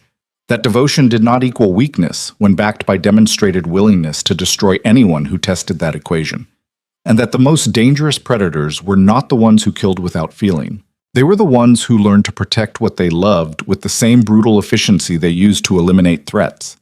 Cassian had crossed a threshold he could never uncross, had chosen Seraphina over isolation, connection over control, and survived the test that should have destroyed him. Now he just needed to live with the man that choice had transformed him into, someone who had discovered that caring about another person did not make you weak. It made you absolutely terrifying to anyone foolish enough to threaten what you loved. But this is a work of fiction created for entertainment purposes only. The loyalty oaths arrived in waves over the following week, each one a small surrender wrapped in formal language and sealed with wax that barely concealed the fear beneath. Cassian reviewed them personally in his study while winter storms battered Blackthorn's walls and turned the cliffs into vertical rivers of ice water. House Thornfield submitted first, their oath accompanied by gifts expensive enough to communicate desperation. House Blackwood followed within hours, then House Ashford, then a dozen minor houses whose names barely registered but whose collective submission meant the conspiracy's support structure was collapsing faster than anyone had predicted. By the 5th day, only 3 houses had not responded. House Ravencroft, which was expected, given their lord was currently chained in the dungeons awaiting formal charges. House Meridian from the southern provinces, whose silence felt deliberate rather than delayed. And House Corwin, a minor but strategically positioned territory that controlled the mountain passes between northern and southern regions. Seraphina stood by the window watching ice form patterns on glass, while Cassian worked through the documents with mechanical efficiency. She had learned to read his moods through the angle of his shoulders, the tension in his jaw, the way his hands moved across paper with either confidence or barely controlled frustration. Right now he was frustrated. 3 houses, she observed quietly. Out of how many total? 47 with significant holdings in the northern territories. Cassian set another oath aside, already reaching for the next. 3 refusals out of 47 should be manageable. But these 3 control access points I cannot afford to lose. If they coordinate resistance, they could choke supply lines and force me into military action that would validate every warning Lucien made about my judgment being compromised. Then we make them submit before they can coordinate. We. He glanced up with that expression somewhere between exasperation and affection. You understand that you are not actually obligated to participate in duchy governance. I understand that my presence caused this crisis. Seraphina turned from the window. I would prefer to help resolve it rather than hide in my chambers waiting for you to fix everything alone. The admission landed between them with more weight than she had intended. Cassian stood, moving around the desk to where she waited. Your presence did not cause this crisis. Lucien's ambition caused it. Ravencroft's opportunism caused it. The southern houses, seeing vulnerability where I showed humanity, caused it. You simply existed, Serafina. That is not a crime requiring atonement. Tell that to the three houses refusing to submit. I would rather tell them what happens when they test whether my protection of you was temporary insanity or permanent policy shift. His hand settled on her waist with possessive certainty. Because I'm very interested in demonstrating that caring about you has not made me gentle. It has made me significantly more dangerous to anyone foolish enough to assume otherwise. Before she could respond, someone knocked urgently on the study door. Cassian's expression shifted immediately back to the careful neutrality he wore like armor in public. Enter. A guard pushed the door open, face pale. Your Grace, riders approaching from the south, House Meridian's banner. They are requesting immediate audience under terms of diplomatic immunity. How many riders? 50, Your Grace. Armed but displaying peace banners. 50 armed men was not a diplomatic party. It was a military escort delivering an ultimatum they expected might require enforcement. Cassian's jaw tightened fractionally. Summon the council to the Great Hall, full guard complement, and ensure Lady Vale has protection that cannot be bypassed by anyone regardless of diplomatic status. Your Grace, the guard hesitated. Should Lady Vale attend the audience? Yes. Cassian's voice was flat. Absolute. House Meridian needs to see exactly what they are threatening. Hiding her suggests I regret my choices. I regret nothing. Mosek. The great hall filled quickly with tension so thick it pressed against lungs and made breathing feel like work. Nobles arranged themselves along the walls in careful hierarchy, while guards positioned themselves at every exit with the kind of visible presence that communicated this meeting could turn violent without warning.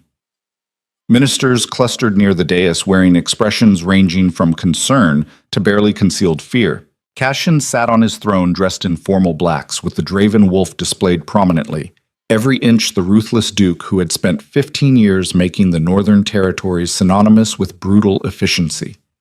No softness in his posture, no warmth in his expression, just focused intensity that made grown men check their exits and calculate survival odds. Serafina stood beside the throne where everyone could see her, wearing deep emerald silk that marked her as something between honored guest and official consort. The positioning was deliberate. Cassian was making a statement before the Southern Lords even entered the hall, that she was not hidden, not protected through obscurity, protected through his demonstrated willingness to destroy anyone who treated her as acceptable collateral. The massive doors groaned open. Lord Darius Meridian entered, flanked by 4 armored guards, all of them moving with the practiced efficiency of men accustomed to violence who knew exactly how much force they represented.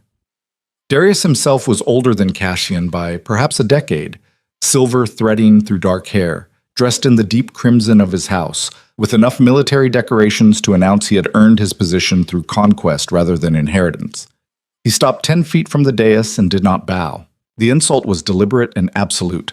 The hall went deathly silent. Cassian did not move, did not react.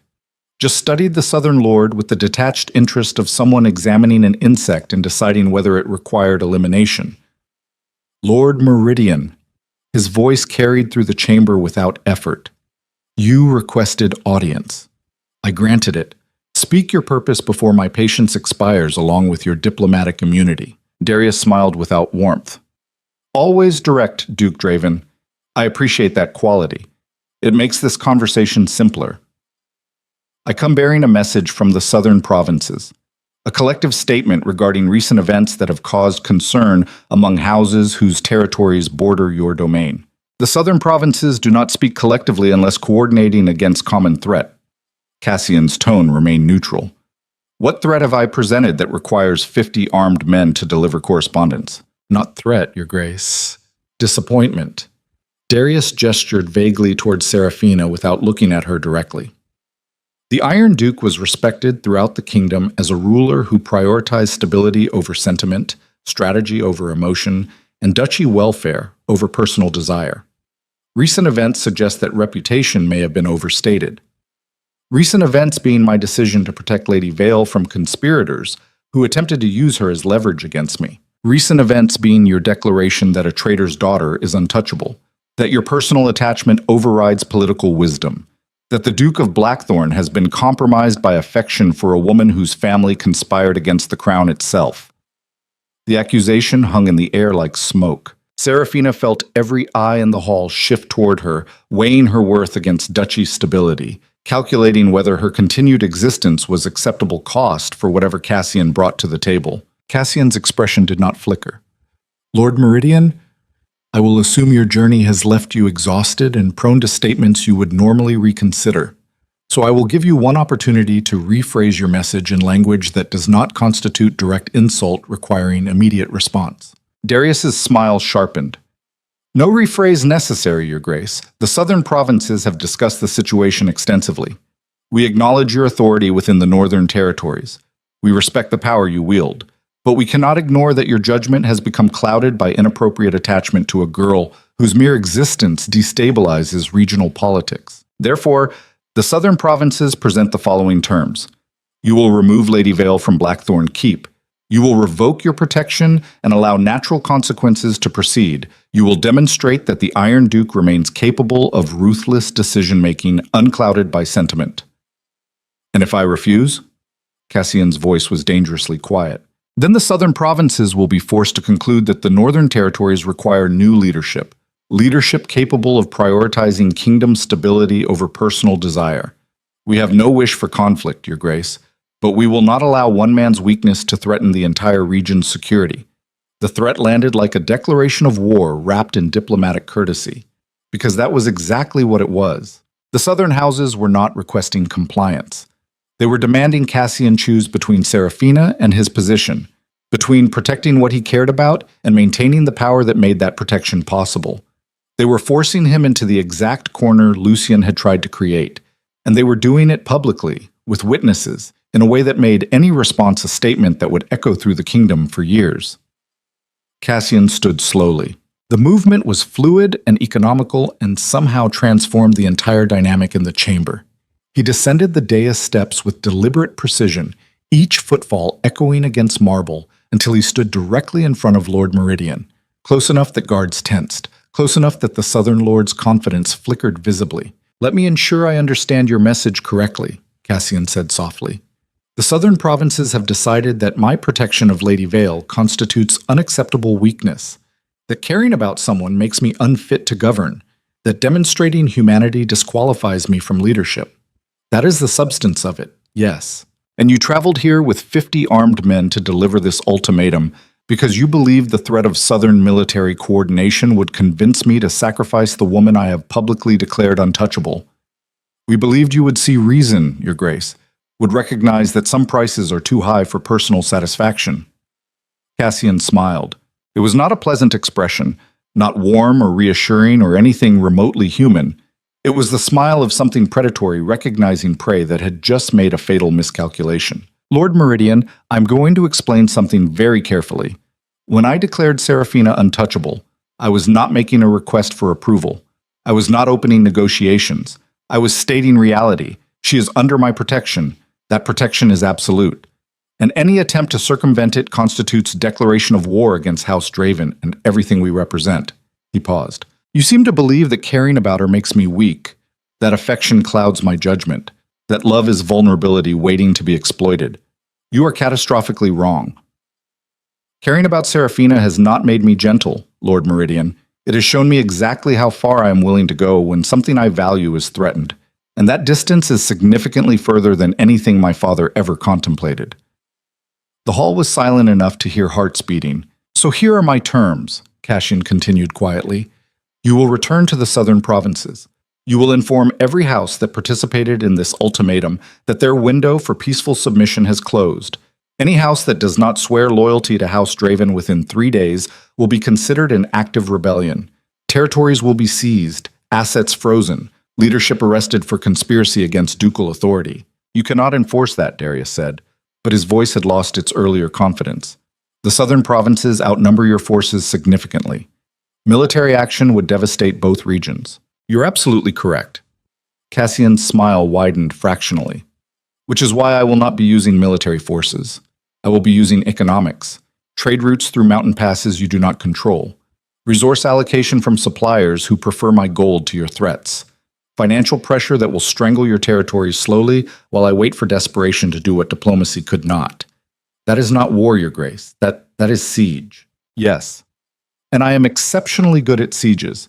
Ask the families of the 17 men my father hanged for questioning a tax increase. Ask the noble houses that tested my authority when I first inherited and learned that youth does not equal mercy. Ask anyone in the Northern Territories whether the Duke of Blackthorn makes empty threats. He leaned closer. Or better yet, test me yourself. Refuse submission, coordinate your rebellion, mass your forces and prepare for conflict. And when your territories are starving, your nobles are bankrupted, and your people are rioting in streets because I have systematically dismantled every economic foundation you rely on. Remember that I gave you the opportunity to bow peacefully. Darius stared at him with the dawning realization that he had miscalculated badly. Because the Duke was not weakened by caring about Seraphina. He was radicalized by it. You would destroy the entire region over one woman? Without hesitation. Cassian's voice was flat, absolute, without regret, and with complete certainty that she is worth more than every political calculation that says otherwise. Now get out of my fortress before I decide that diplomatic immunity is a courtesy I no longer feel obligated to honor. Darius retreated toward the doors, flanked by guards who moved with considerably more urgency than they had entering. The Southern Lord paused at the threshold, turning back with something between respect and fear. You have changed, Duke Draven. Yes, Cassian agreed. I have learned that being feared is useful, but being underestimated is fatal. You came here expecting the old Duke, the one who would sacrifice anything for strategic advantage. But that man died the moment I decided Seraphina was worth keeping. What replaced him is significantly more dangerous. I suggest you inform the southern provinces accordingly. The doors closed behind them with thunderous finality. The hall remained silent for a long moment. Then Cassian turned to face his assembled court with an expression that dared anyone to question what had just transpired. The southern provinces have 3 days to submit loyalty oaths. Any house that refuses will face immediate economic sanctions and political isolation. Prepare contingencies for military response if diplomacy fails, and make absolutely certain that every noble in this kingdom understands that threatening Lady Vale is not strategy, it is suicide. He returned to the throne. The meeting dissolved slowly, nobles departing in clusters that whispered urgently about everything they had witnessed.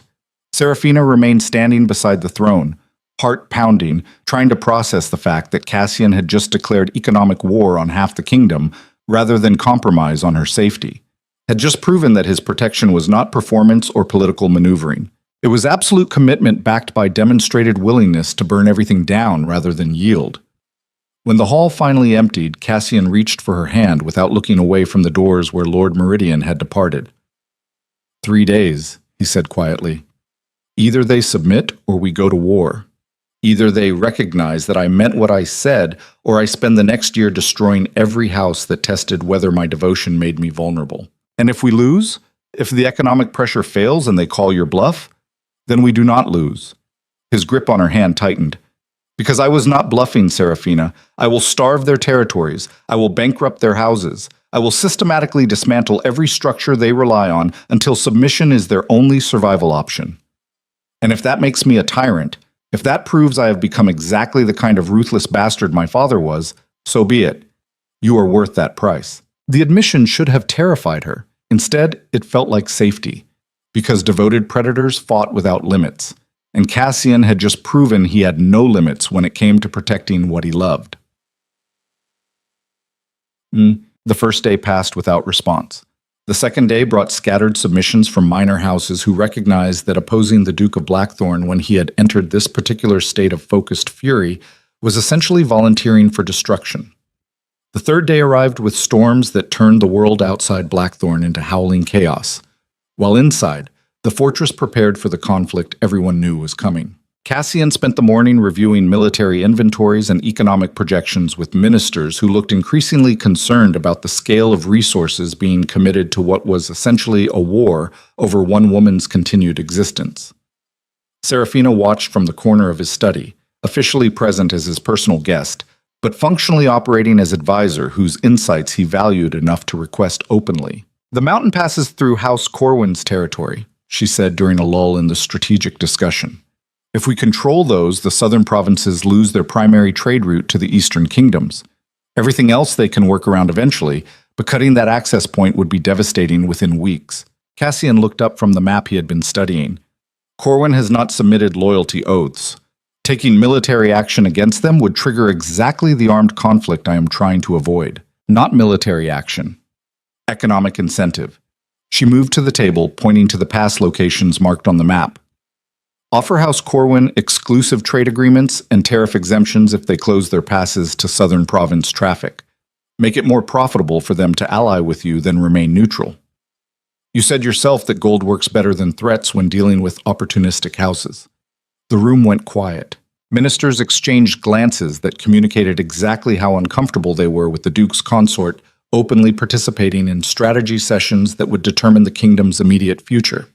Cassian stared at the map with focus that meant he was running calculations too complex to articulate immediately. Then he smiled. That is brilliant. He looked up at her with something between admiration and hunger. House Corwin has remained neutral because neither side offered them better terms than waiting. But exclusive trade rights through passes they already control would represent immediate profit without requiring them to commit forces to actual combat. Minister Aldrich, the oldest advisor present, cleared his throat uncomfortably. Your Grace, while Lady Vale's suggestion has strategic merit, perhaps it would be more appropriate if... If what, Minister? Cassian's tone went dangerously quiet. If I dismissed her so men more comfortable with traditional hierarchy could continue offering conventional wisdom that has already failed to prevent this crisis. Your Grace, I merely meant, I know exactly what you meant, and I am telling you that Seraphina stays. She has proven more valuable in 3 minutes of strategic analysis than some of you have provided in 3 hours of reciting doctrine from military manuals written by men who never actually fought wars. He turned back to the map. Draft terms for House Corwin immediately. Exclusive trade agreements, tariff exemptions, and a seat on the Northern Council if they close their passes to Southern traffic within 48 hours.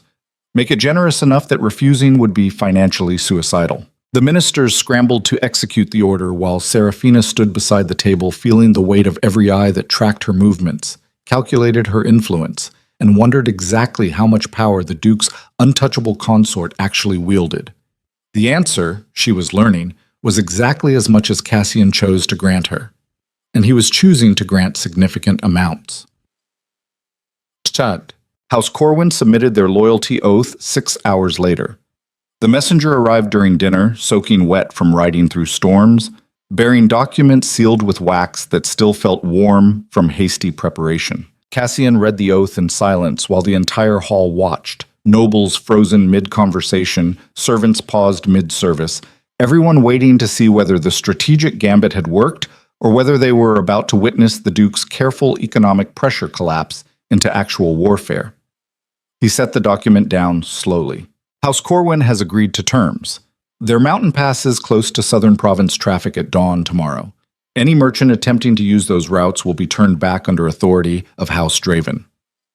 The relief in the hall was palpable, because cutting the passes meant the southern provinces lost their primary economic artery, meant their ability to sustain resistance collapsed from months to weeks, meant that Cassian's threat of systematic economic dismantlement had just become immediate reality instead of distant possibility. One of the ministers leaned toward another and whispered something that included the phrase remarkable strategy. Cassian heard it anyway. His hearing had always been unnaturally sharp. He glanced toward Seraphina with an expression that communicated exactly whose strategy deserved credit, while simultaneously making clear he would not publicly acknowledge it in ways that might diminish her safety through visibility. The remaining 2 days passed in mounting tension. House Meridian submitted on the 4th day, their oath accompanied by formal apology for Lord Darius's inappropriate language during his audience. The apology was hollow, and everyone knew it, but submission was submission regardless of sincerity. House Ravencroft, lacking leadership due to their lord's imprisonment, had its assets seized and territories redistributed to houses that had demonstrated loyalty quickly enough to deserve reward. By the end of the week, every major house in the Northern Territories had sworn allegiance to House Draven with language that specifically acknowledged Duke Cassian's authority to determine his personal relationships without external interference. The crisis was over.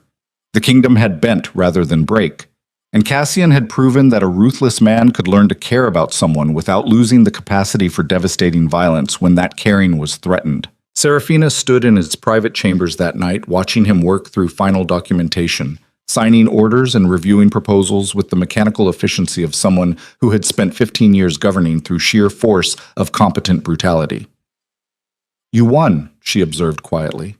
"We survived," he corrected without looking up. "Winning implies completion.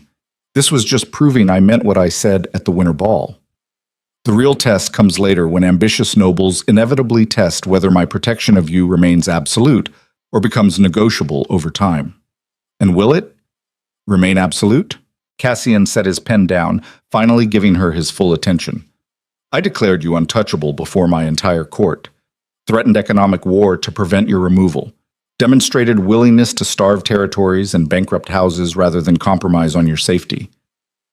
Do you actually doubt my answer? I doubt whether any person is worth that much destruction. You are." His voice was flat, certain. "And I will spend however long necessary proving it until you believe me." He stood, crossing to where she waited by the windows that overlooked cliffs, where storms had finally broken and stars were visible for the first time in days. His hands framed her face with that careful precision she had come to recognize as his version of gentleness, controlled force that could destroy but chose protection instead. "I spent 15 years believing that caring about anyone was weakness waiting to be exploited. That affection made you vulnerable. That love was just leverage enemies would use to destroy you. And then you walked into my court in chains and refused to bow and looked at me like I was human instead of weapon. And everything I thought I knew about survival stopped making sense." He paused. "You changed me, Serafina. Not into someone soft or weak or easily manipulated, into someone who finally understands that being feared is useful, but being alone is its own kind of death. That power without purpose is just cruelty. That the most dangerous version of myself is not the isolated tyrant everyone expected me to become. It is the devoted predator who has finally found something worth protecting at any cost." His forehead rested against hers. "So yes, you are worth the destruction, worth the economic war, worth every threat I made and every house I would have bankrupted. Because the alternative is returning to the empty existence I had before you, and I would rather burn the kingdom down than go back to that." Serafina's hands fisted in his shirt. "You terrify me sometimes." "Good." His smile was sharp. "You should be terrified. What I feel for you is not gentle or safe or any of the things romantic poetry claims love should be. It is possessive and absolute and borders on obsession. But it is also the most honest thing I have ever felt in my life. Then kiss me before someone interrupts with another crisis requiring immediate attention." He did. And somewhere in Blackthorn's eastern towers, bells began ringing urgent alarm. The sound cut through their moment like blade through silk. Cassian pulled back immediately, already moving toward the door with the instant transition from intimate to tactical that came from 15 years of governance, where crises arrived without warning or consideration for personal moments. "Stay here," he ordered. "Lock the door. Do not open it for anyone except me or guards I send personally." "What is happening?" "I do not know yet. But those bells mean breach. Someone got through the gates or over the walls or found entrance we did not secure.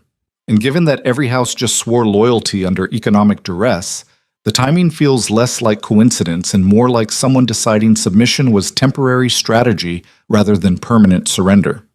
He was already out the door, shouting orders that echoed through corridors as guards mobilized with practiced efficiency. Serafina stood alone in chambers that suddenly felt more like cage than sanctuary, listening to alarm bells ring and boots thunder past and voices shout coordinations that meant Blackthorn Keep was under attack despite every precaution Cassian had implemented.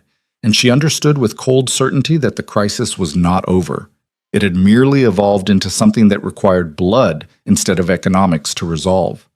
Because devoted predators were dangerous when defending what they loved, but cornered predators were absolutely lethal. And somewhere in the fortress below, someone had just cornered the Duke of Blackthorn on his own territory, while threatening the one thing he had proven he would burn kingdoms to protect. The bells continued ringing. Steel clashed against steel in distant corridors. And Serafina realized that whatever came next would either forge them into legend or destroy them both in flames that would consume far more than just Blackthorn Keep. Chigatipa. This is a work of fiction created for entertainment purposes only. The breach came from within. Cassian understood this within seconds of reaching the eastern corridor, where guards fought against men wearing Blackthorn uniforms who should not have been fighting at all. Steel rang against steel in confined space where strategy mattered less than raw violence and the willingness to kill people you had eaten breakfast beside that morning. Traitors among his own garrison. Not hired assassins from outside, not Southern Province infiltrators.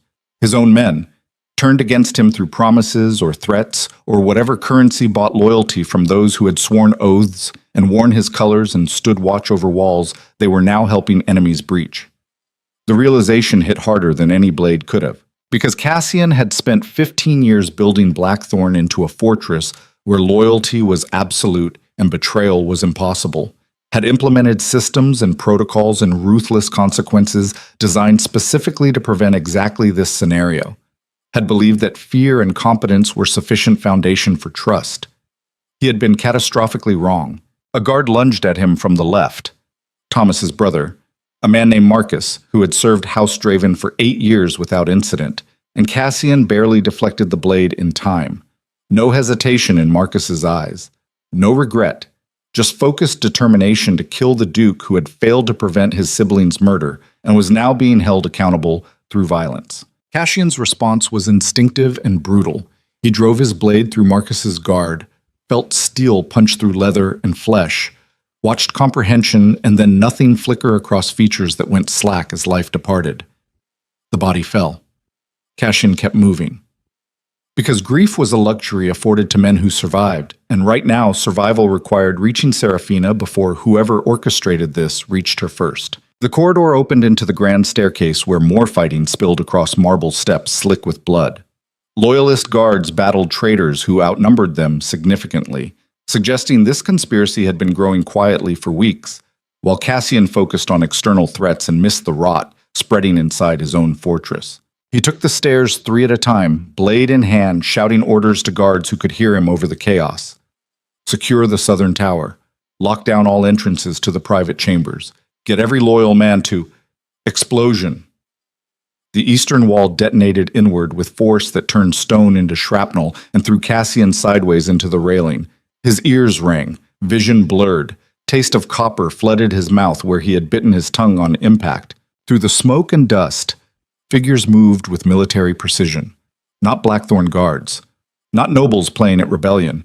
Actual soldiers wearing colors he recognized from intelligence reports about Southern Province mercenary companies. House Meridian had not submitted.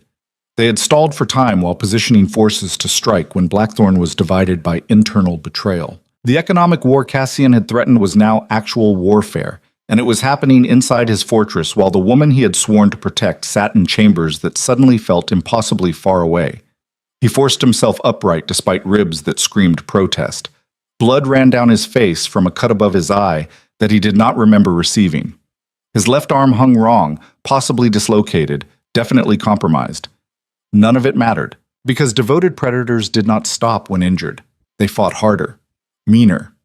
With the desperate efficiency of something that understood survival was secondary to protecting what they loved. Cassian moved through smoke and chaos, killing anyone who blocked his path, no longer distinguishing between traitor guards and mercenary soldiers, because at this point they were all obstacles between him and Seraphina, and obstacles required elimination. A mercenary came at him from the right. Cassian ducked under the blade, drove his shoulder into the man's chest, felt bones crack, and continued forward without checking whether the body stayed down. Another from the left. This one smarter, more cautious, recognizing that the Duke of Blackthorn fought with the efficiency of someone who had spent 15 years learning exactly how to kill efficiently. They exchanged blows. 3, 4, 5 strikes that would have been beautiful in any other context, but here were just violence stripped to its brutal core. Cassian's blade found the gap between armor plates. The mercenary collapsed. He kept moving. Stairs. Corridors. Doorways that seemed endless despite knowing this fortress like he knew his own reflection. Each step cost energy he did not have. Each breath burned in lungs that had inhaled too much smoke. Each heartbeat hammered reminder that men his age did not win fights through endurance. They won through being more willing to die than their opponents. Finally, the corridor that led to his private chambers. Guards lay dead outside the door. Loyalists, based on their positioning, killed trying to prevent exactly what Cassian now faced. The door stood open. He entered ready for ambush, blade raised, prepared for violence. What he found was worse. Seraphina sat in a chair by the window, wrists bound with cord that had drawn blood from her struggles. Standing behind her with a blade pressed against her throat was Lord Darius Meridian himself, still wearing the crimson that announced his house allegiance, face marked by smoke and minor cuts that suggested he had fought his way here personally. 3 mercenaries flanked him, crossbows aimed at the doorway where Cassian had frozen mid-entrance. "Drop your weapon, Duke Draven," Darius said calmly, "or I open her throat and you watch her bleed out on this expensive carpet while contemplating the strategic miscalculations that led here." Cassian did not drop his blade, did not move, just stood perfectly still while his mind raced through tactical options that all ended with Seraphina dead, or him dead, or everyone dead, depending on variables he could not control. "The southern provinces submitted their oaths," he said quietly. "You swore loyalty, agreed to terms. We lied." Darius's smile was sharp. "Shocking, I know. But it turns out that men facing economic destruction become creative about survival strategies. We submitted oaths to buy time for proper military response. Used your focus on loyalty ceremonies to position forces and turn your own guards through promises that serving House Meridian would be more profitable than dying for the Duke who let their brothers get murdered."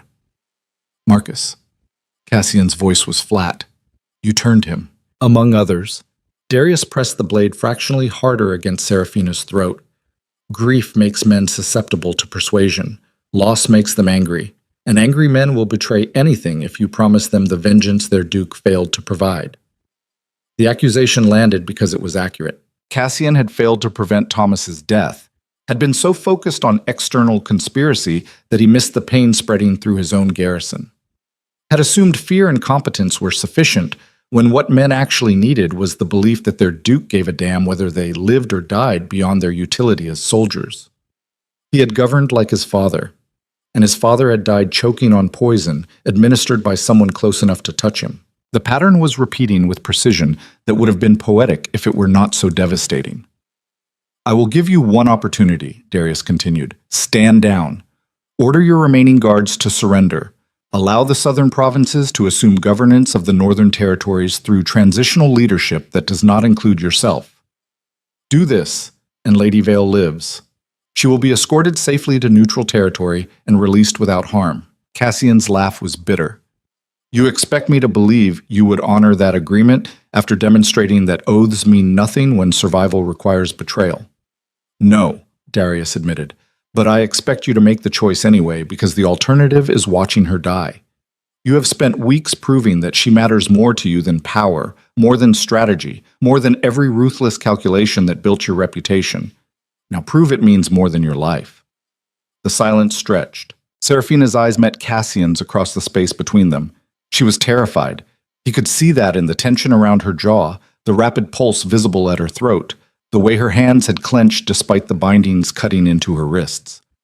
But she was not begging, was not weeping or pleading or performing any of the expected theater. She was watching him with the same steady focus she had shown when entering Blackthorn in chains months ago, waiting to see what he would choose when every option was devastation.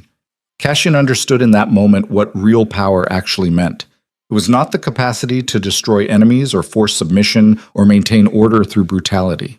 Those were tools, means to ends, the hollow mechanisms his father had mistaken for strength. Real power was standing in front of the person you loved, while someone held a blade to their throat and choosing their survival over everything you had spent your life building. Was recognizing that devotion meant sacrifice, even when sacrifice felt like dying. Was learning that being strong enough to care about someone required being strong enough to let them go if keeping them meant watching them suffer. He lowered his blade. "Your Grace, no!" Seraphina's voice broke through her control for the first time. "Do not do this. Do not give him what he wants. I am not worth—" "You are worth everything," Cassian interrupted quietly. "You are worth the duchy, the fortress, the reputation, and every ruthless decision I have made in 15 years of governance. You are worth more than power, Seraphina. You always were. I just needed to nearly lose you to understand that." He let the blade fall from his hand. Steel clattered against marble with finality that echoed through chambers built to project strength, now witnessing its surrender. "I stand down," he said to Darius. "Order my guards to withdraw. Surrender governance of the northern territories. Whatever terms you demand, I accept. Just let her live." Darius studied him with expression somewhere between satisfaction and genuine surprise. The Iron Duke begging. "I confess, I did not expect this level of capitulation. Most men would choose death over humiliation. Most men have not learned what I learned." Cassian's voice was steady, despite exhaustion and blood loss and the crushing weight of defeat. "That being feared is meaningless if you die alone and forgotten. That power without purpose is just cruelty. That the strongest version of myself is not the isolated tyrant. It is the man willing to sacrifice everything for someone who taught him how to be human again." "How touching," Darius gestured to one of the mercenaries. "Bind him. We will transport both of them to—" The crossbow bolt took the mercenary through the throat. He fell without sound, just sudden collapse and blood spreading across expensive carpet. Chaos erupted. More bolts flew through the window behind Darius as archers, Cassian had not known were positioned there, opened fire with precision that spoke to careful coordination. One caught the second mercenary in the chest. Another shattered against stone inches from the third mercenary's head, forcing him to dive for cover. Darius spun toward the window, blade still at Seraphina's throat, but his attention divided between multiple threats simultaneously. That division cost him. Seraphina drove her head backward into his face with force born of desperation. Cartilage crunched. Darius staggered. His grip on the blade wavered for just a moment. Cassian moved, not toward his fallen weapon, toward Seraphina, toward the only thing that mattered in a room full of violence and betrayal and strategic calculations that had all collapsed into simple animal need to protect. He hit Darius with his full weight, driving the Southern Lord away from Seraphina and into the wall hard enough that breath exploded from both of them on impact. No finesse, no technique, just raw collision and the desperate strength of something that had stopped caring about survival beyond ensuring the person he loved made it through this alive. They fell together in a tangle of limbs and steel. The blade, Darius's blade, dropped during the collision, skittered across marble, toward where the third mercenary was scrambling to reload his crossbow. Cassian saw it happening in fragments, the mercenary grabbing the blade, turning toward where Seraphina struggled with her bindings, still vulnerable, still exposed, saw the trajectory, the intent, the moment about to happen that would destroy everything. He threw himself toward her without thinking, without calculating cost or survival odds or strategic value. Just instinct and devotion and the absolute certainty that her life mattered more than his. The blade punched through his back between ribs that were supposed to protect vital organs, but failed because steel did not care about biology when wielded with sufficient force. Pain exploded white-hot and all-consuming. Cassian felt his legs give out, felt himself falling, felt warmth spreading across his back that meant blood loss significant enough to be very bad, very quickly. He hit the floor hard. Distantly, he heard more crossbow bolts, heard the mercenary scream, heard Darius shouting orders that cut off mid-sentence as something heavy, probably a guard finally breaching the room, crashed into him. But mostly, he heard Seraphina. She was screaming his name while tearing at her bindings with strength born of panic. Finally freed, she dropped beside him, hands hovering over the wound in his back, like she wanted to help but did not know how. "Cassian, stay with me." Her voice was shaking. "You do not get to die. You do not get to sacrifice yourself and leave me here alone. That is not how this ends." He tried to respond, managed something between a laugh and a cough that brought blood to his lips. Dramatic timing. His words were slurred. "Should have let me practice this speech. Stop talking. Save your strength." She was crying now, tears cutting tracks through smoke-stained cheeks. "Guards are coming. Healers are coming. You just need to hold on." Cassian's vision was narrowing, edges going dark, but he could still see her face, could still feel her hands on his, warm and real, and the only thing anchoring him to consciousness that wanted desperately to slip away into something quieter. "Worth it," he managed. "You were worth everything." Then his vision went black.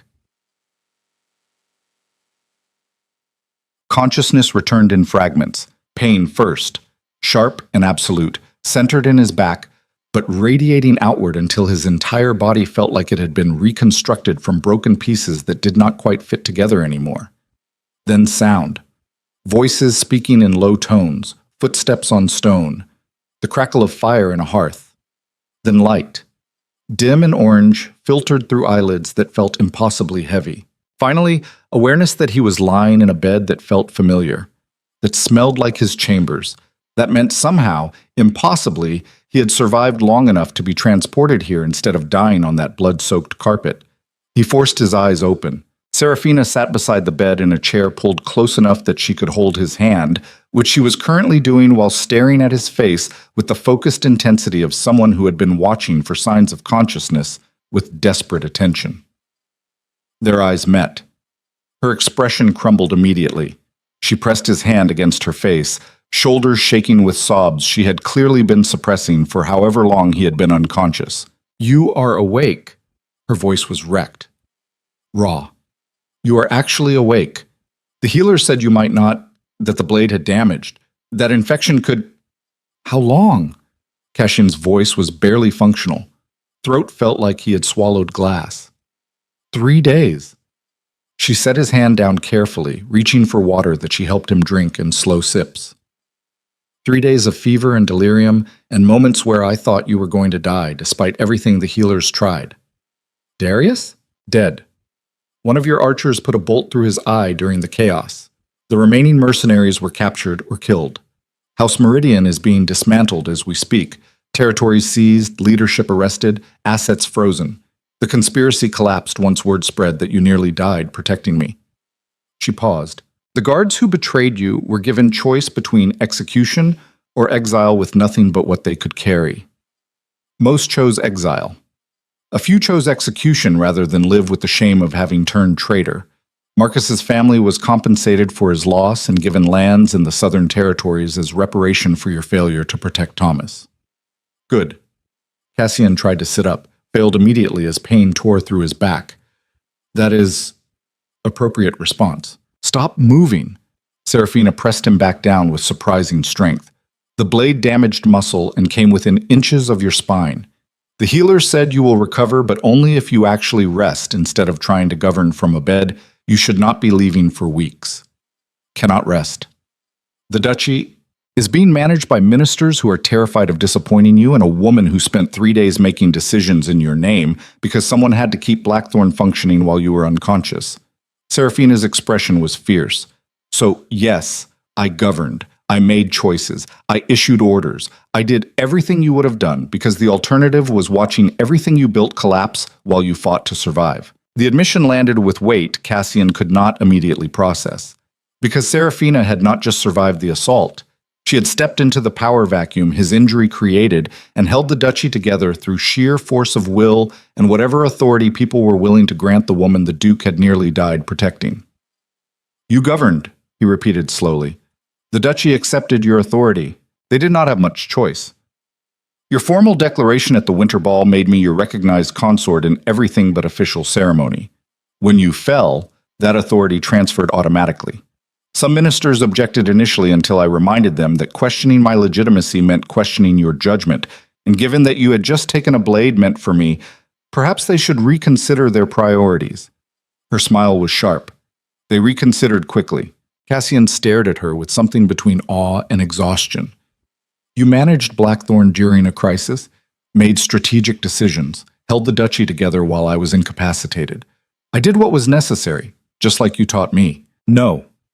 His hand found hers again, grip weak but determined.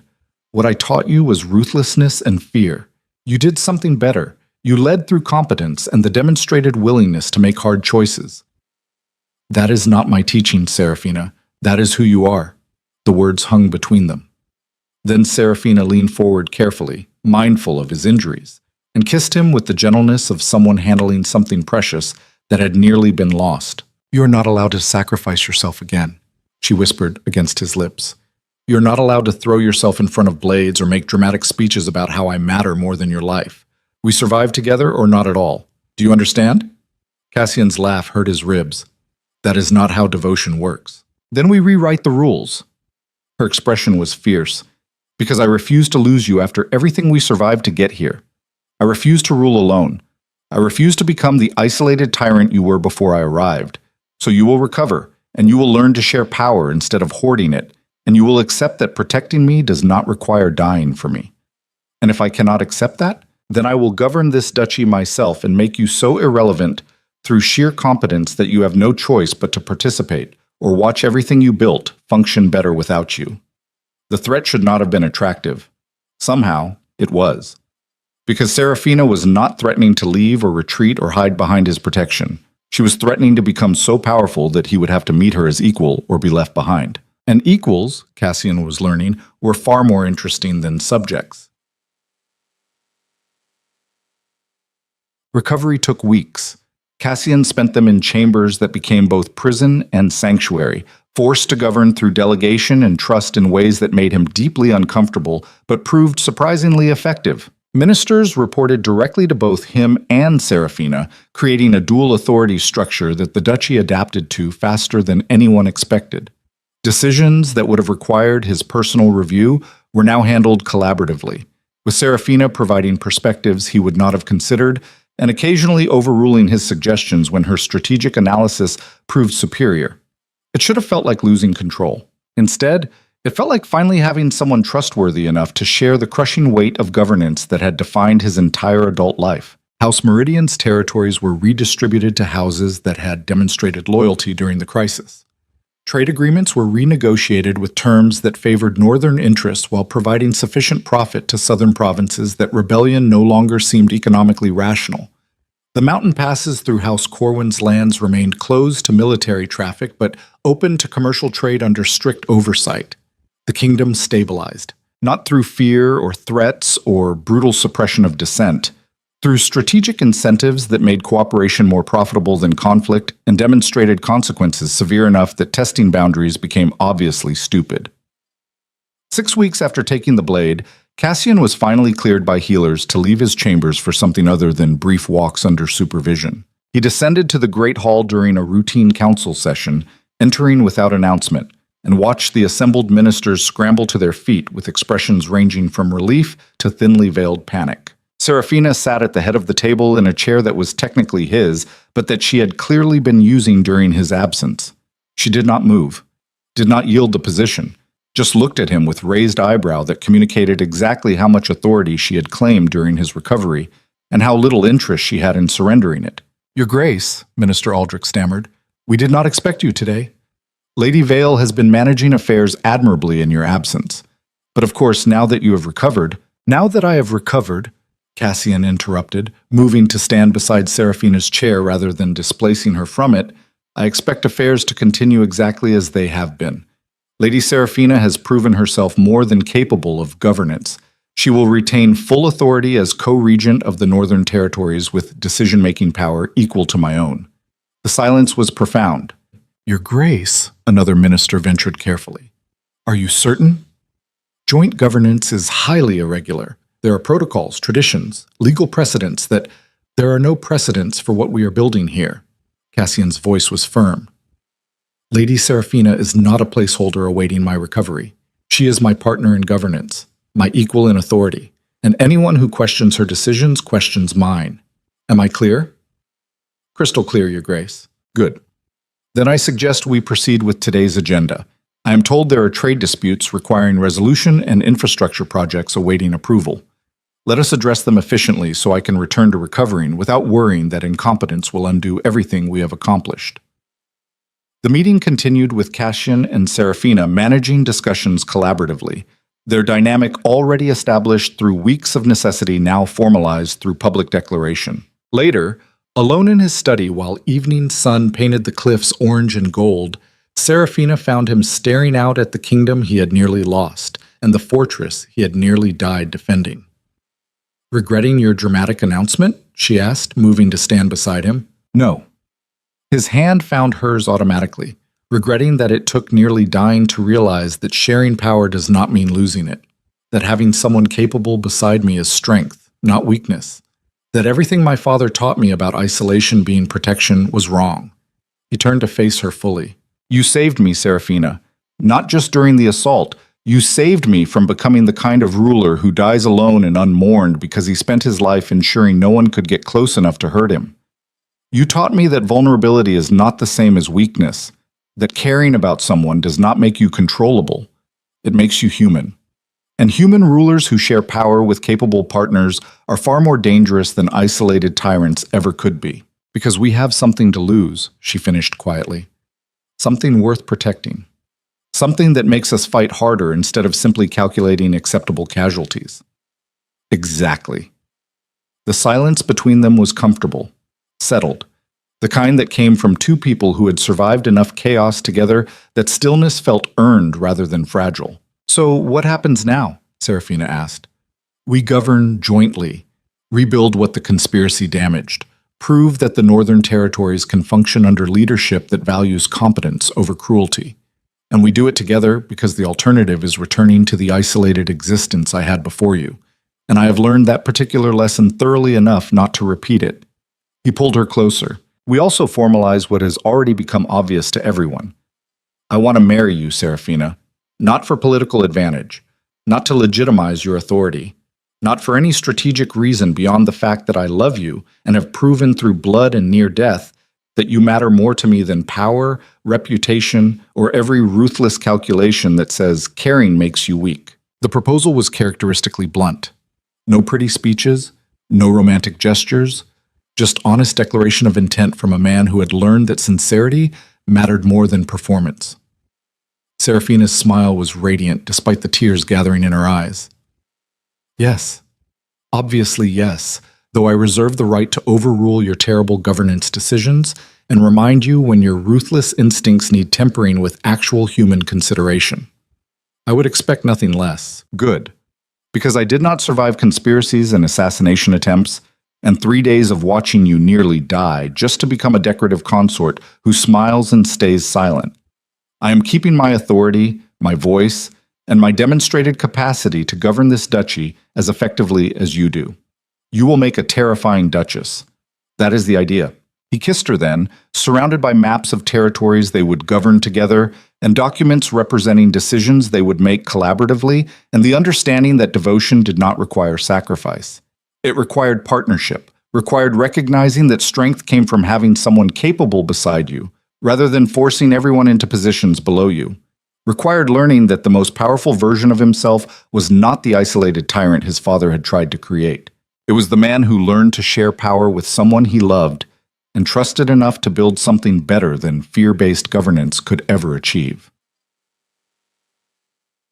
The wedding took place 3 months later when winter had finally released its grip on Blackthorn and spring was transforming the cliffs into something less hostile. Every major house in the Northern Territories attended. Southern provinces sent representatives bearing gifts expensive enough to communicate that bridges were being rebuilt. Foreign ambassadors filled the galleries watching the ceremony that formalized what everyone already knew, that the Duchess of Blackthorn was not decorative addition, but actual power equal to the Duke himself. Cassian stood at the altar in formal blacks watching Serafina approach through crowds that parted before her with respect that had been earned through demonstrated competence rather than granted through his protection. She wore silver and emerald, colors that represented both houses now united through marriage that was political alliance and genuine devotion wrapped into something that transcended either category.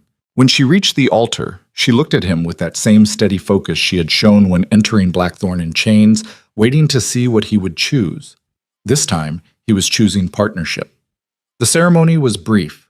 Traditional vows spoken with sincerity that made them feel less like ritual and more like genuine promise. Rings exchanged.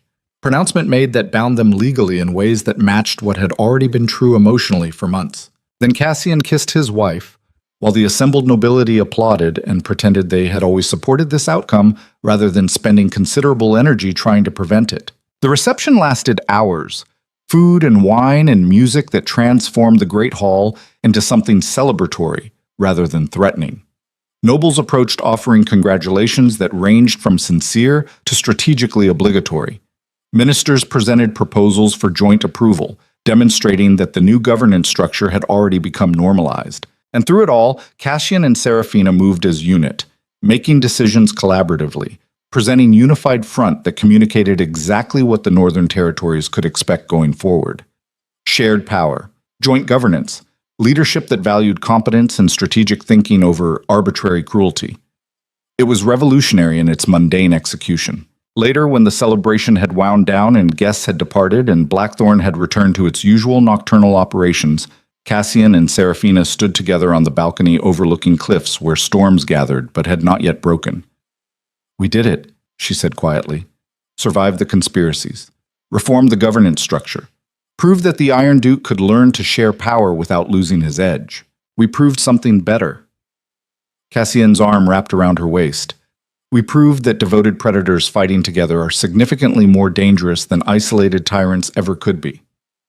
That caring about someone does not make you weak. It makes you absolutely lethal to anyone foolish enough to threaten what you love. Is that the lesson you want the kingdom to learn?" "It is the truth I learned." He pulled her closer. "That power without purpose is just cruelty. That isolation is not strength, it is slow death. That the most dangerous version of myself is not the man who trusts nothing and fears vulnerability. It is the man who found someone worth protecting and learned that devotion makes you fight harder, think sharper, and care more about outcomes beyond simple survival." So what happens now? Now we govern. We build. We create something better than what came before. We prove that the Northern Territories can function under leadership that values human connection alongside strategic efficiency. And we do it together because I finally understand what real power actually means. Seraphina looked up at him with expression that held challenge and affection in equal measure. "And what does it mean?" "It means having someone beside you capable enough that sharing authority makes you stronger instead of weaker. It means building something that survives beyond your individual life, because it is founded on principles more durable than fear. It means learning that being ruthless when necessary does not require being cruel constantly. And it means accepting that the strongest rulers are not the ones who stand alone. They are the ones who find partners worthy of standing beside them." The admission was everything he had spent 15 years denying. Everything his father had taught him was weakness. Everything Seraphina had proven was actually strength when exercised with intelligence and genuine care for outcomes beyond simple dominance. Storm clouds gathered above Blackthorn the way they always did, but this time Cassian watched them approach without the automatic calculation of threat assessment and defensive preparation. Because storms were just weather, and he had learned through blood and near death and the crushing weight of almost losing everything that mattered that some things were more important than perfect control. Partnership. Trust. The willingness to share power with someone competent enough to wield it responsibly. The understanding that devotion did not equal weakness when backed by demonstrated capacity for devastating violence if that devotion was threatened. The Duke and Duchess of Blackthorn stood together watching darkness approach. Neither one yielding position, neither one dominant, just two people who had learned that surviving together was better than conquering alone. And below them, the fortress that had been built to project fear began its slow transformation into something that could inspire loyalty through competence and strategic fairness rather than terror. It would take years, decades perhaps. But Cassian had time now, had someone beside him capable of sharing the burden, had learned that the most ruthless decision he could make was choosing connection over isolation even when isolation felt safer. Because devoted predators were dangerous, but devoted partners building something together were absolutely unstoppable. The kingdom would learn that lesson eventually. And when they did, when every house understood that threatening the Duke or Duchess of Blackthorn meant facing both of them at their most lethal, the Northern Territories would enter a period of stability unprecedented in their brutal history. Not through fear alone, through the understanding that true power came from having something worth protecting and someone capable enough to help you protect it. Thunder rumbled in the distance. Seraphina's hand found his, and together they watched the storm approach with the calm certainty of people who had survived worse and would survive whatever came next. Because they had learned the most important lesson ruthless rulers could master, that strength was not about standing alone. It was about finding someone strong enough to stand beside you and building something together that neither could have created alone. This is a work of fiction created for entertainment purposes only.